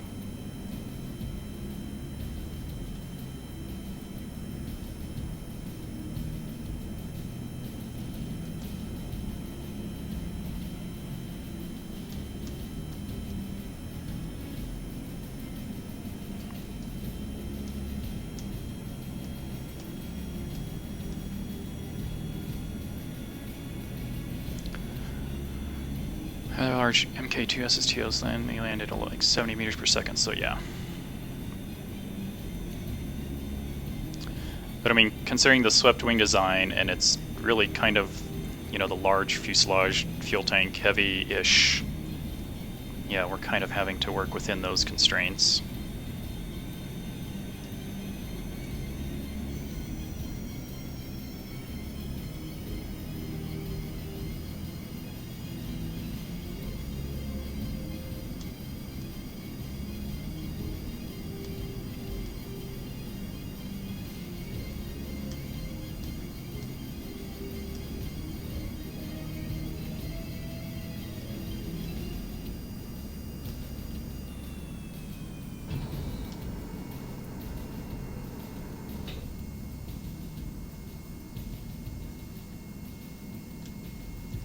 Trying to get my turn.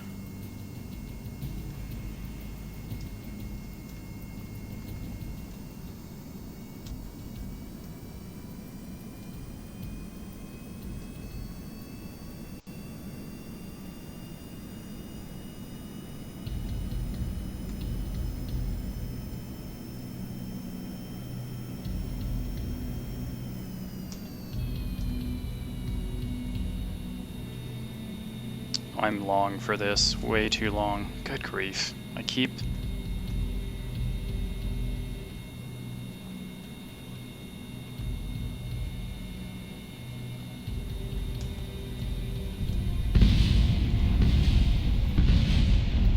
Ah! Oh, good grief.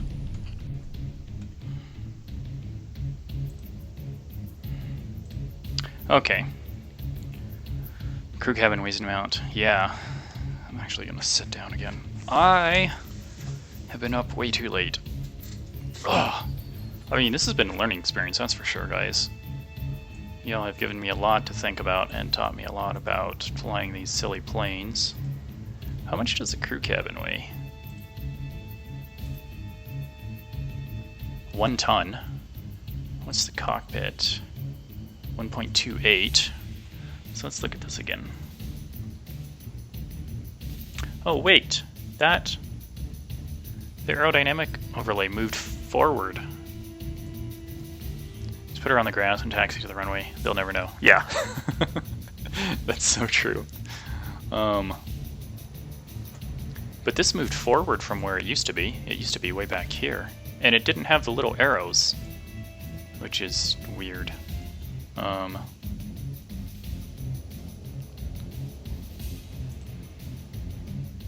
Deploy extended, retracted. Oh, that's interesting. Yeah, that's what we were trying to figure out earlier, guys, because the aerodynamic overlay was actually behind center of thrust, right? It was somewhere back here, and it didn't give us this arrow. It was just the blue ball. So something changed in the meanwhile since, you know. What would happen if we emptied this tank? Center of mass moves even further forward. Maybe that's why it flew so well when it was... No, that makes very little difference. Oh well.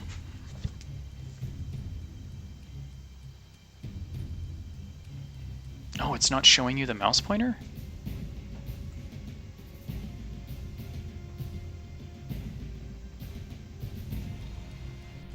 Mark 1 fuselage. Structural, maybe? I thought I had that. I had that earlier.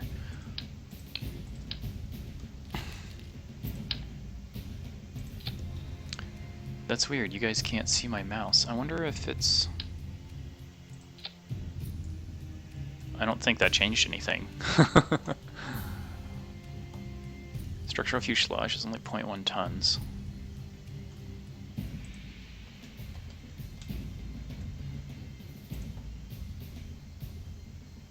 The OBS resolution offset bug. Oh yeah.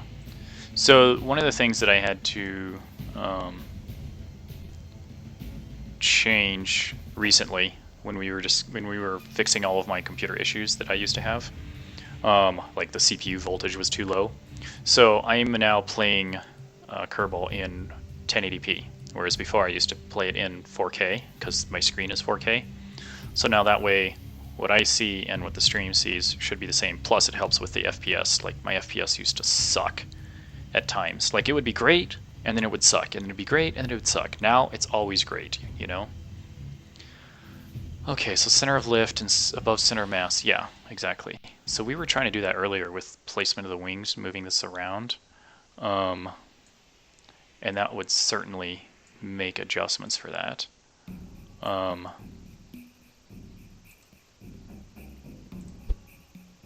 These guys.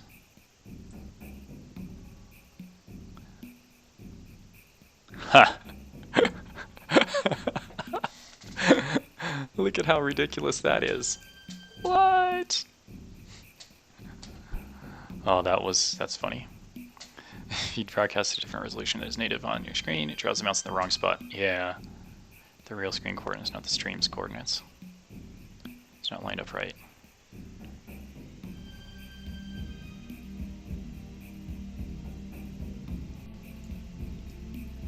Okay, so the engine's out, but the gear on the engine tanks. Yeah. Well, I was just going off of what I thought of, you know, a traditional Learjet looks like, which I would think the engines would actually be a little bit further back, honestly.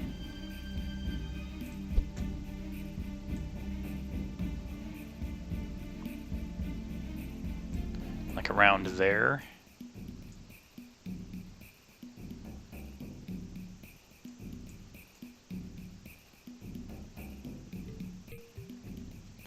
Did we empty this tank, or did we leave it?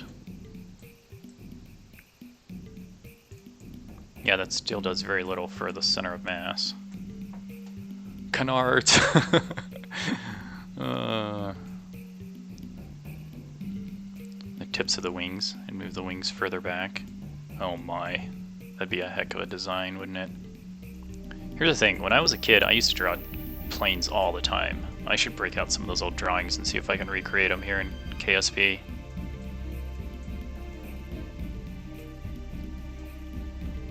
But, here's the other thing.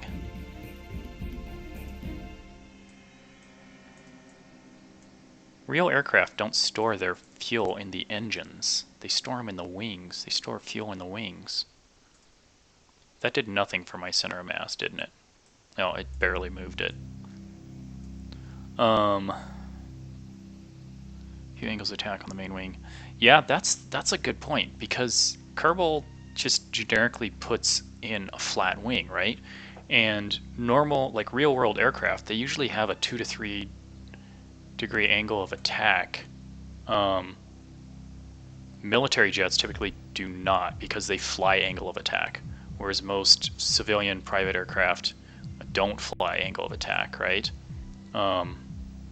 They fly airspeed and stuff, whereas military jets flying angle of attack, so they keep their wings are definitely flat like this. But it's a whole different ball game when it comes to flying on that with your airspeed and angle of attack versus just like airspeed.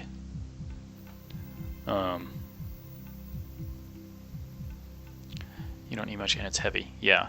So here's the thing. If I empty these guys, right, it moves the center of mass forward. That kind of keeps it a little bit back, putting the fuel here. But fuel in the little fuel tanks back there pulls the center of mass backwards. Is there a... I didn't even think to look at this. 2.25 tons versus the structural... This is 0.1 tons. This fuel tank alone weighs more, right, than just the structural tube.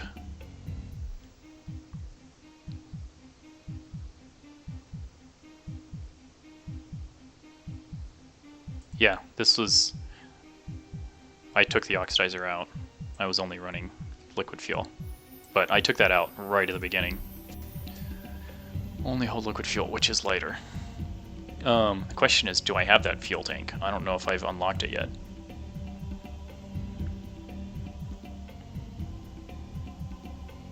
Mark 0, Mark 1. Oh, hey, look at that. I do have that fuel tank. It's the same mass, 2.25 tons, as this one. It holds a lot more liquid fuel, too. It holds 400 liquid fuel.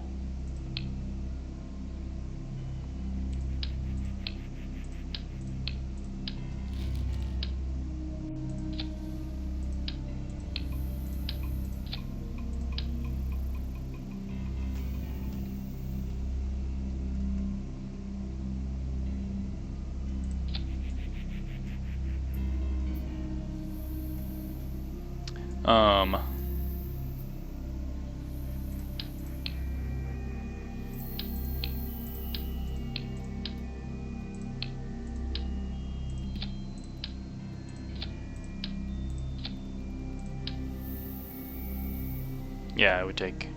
I mean, we've been flying around for hours on what little fuel we have had in there, you know? So, I mean... even in those terms. But having, like, the crew cabin...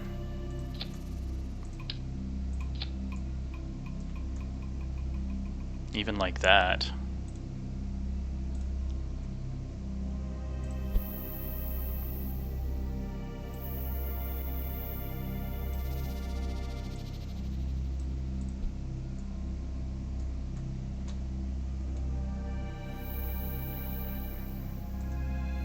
That's the aerodynamic overlay.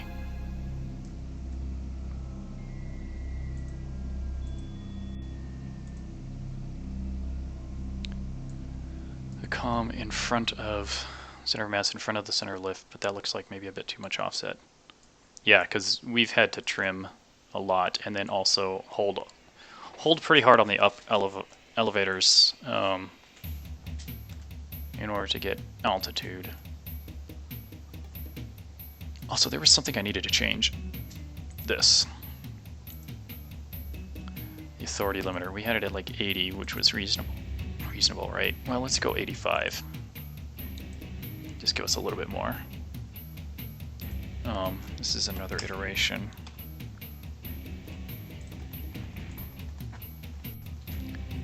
Like, that's why you have to pull up so hard. Yeah. In front of the center lift.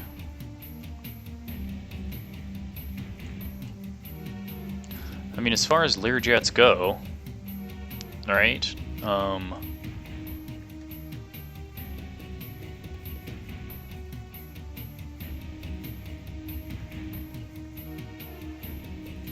And actually, a Learjet would have 2 of these crew cabins.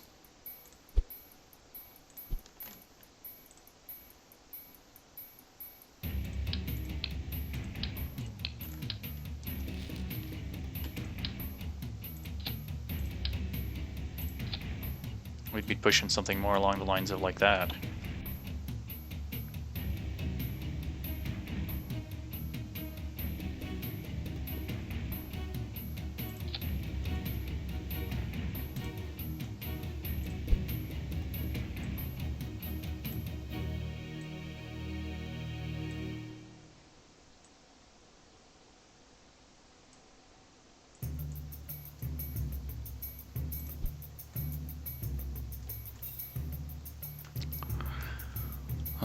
The horizontal sections of your tail, it will give them greater authority and balance your center of lift better. What do you mean the horizontal sections? Like here?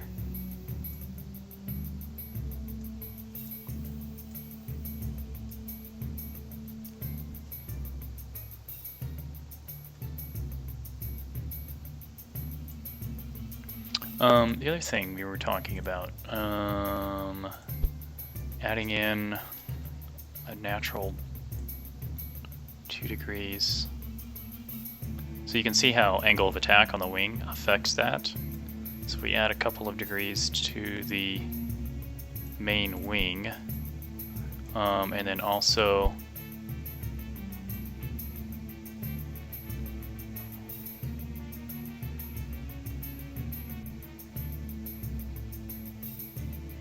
it's like 1 or 2 degrees on the elevators. In the line of the engine exhaust, sometimes the game will... Oh, the Kraken, of course, right? Yeah, I was looking for little connectors earlier to try and stick the engines like little pylons or something, but I guess I can't do that. I don't have those parts. But yeah, having the engines... There we go, that's a little better. That's putting it a lot closer. So I did put a down pitch, so a natural like pitch up for the elevators, and then increase the angle of attack by like 2 or 3 degrees on the main wing, and that certainly brought that closer to the center of mass.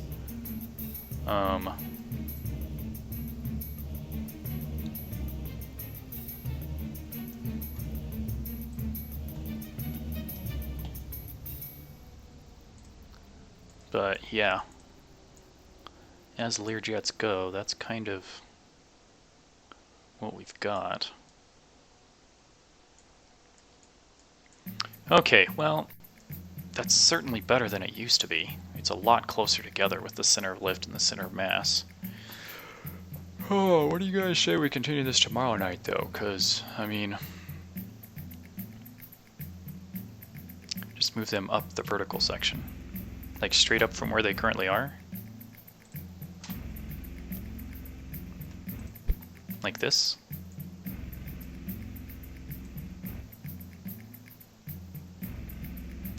It's not doing much for my center of... If I put them on the tail... Because there are some jets that have them set up that way, where they're on top of the tail. It's barely moving center of mass and center of lift.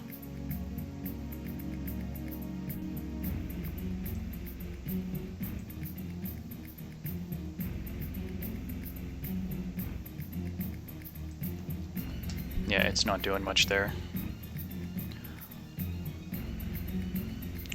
Yeah, all the way on top of the tail.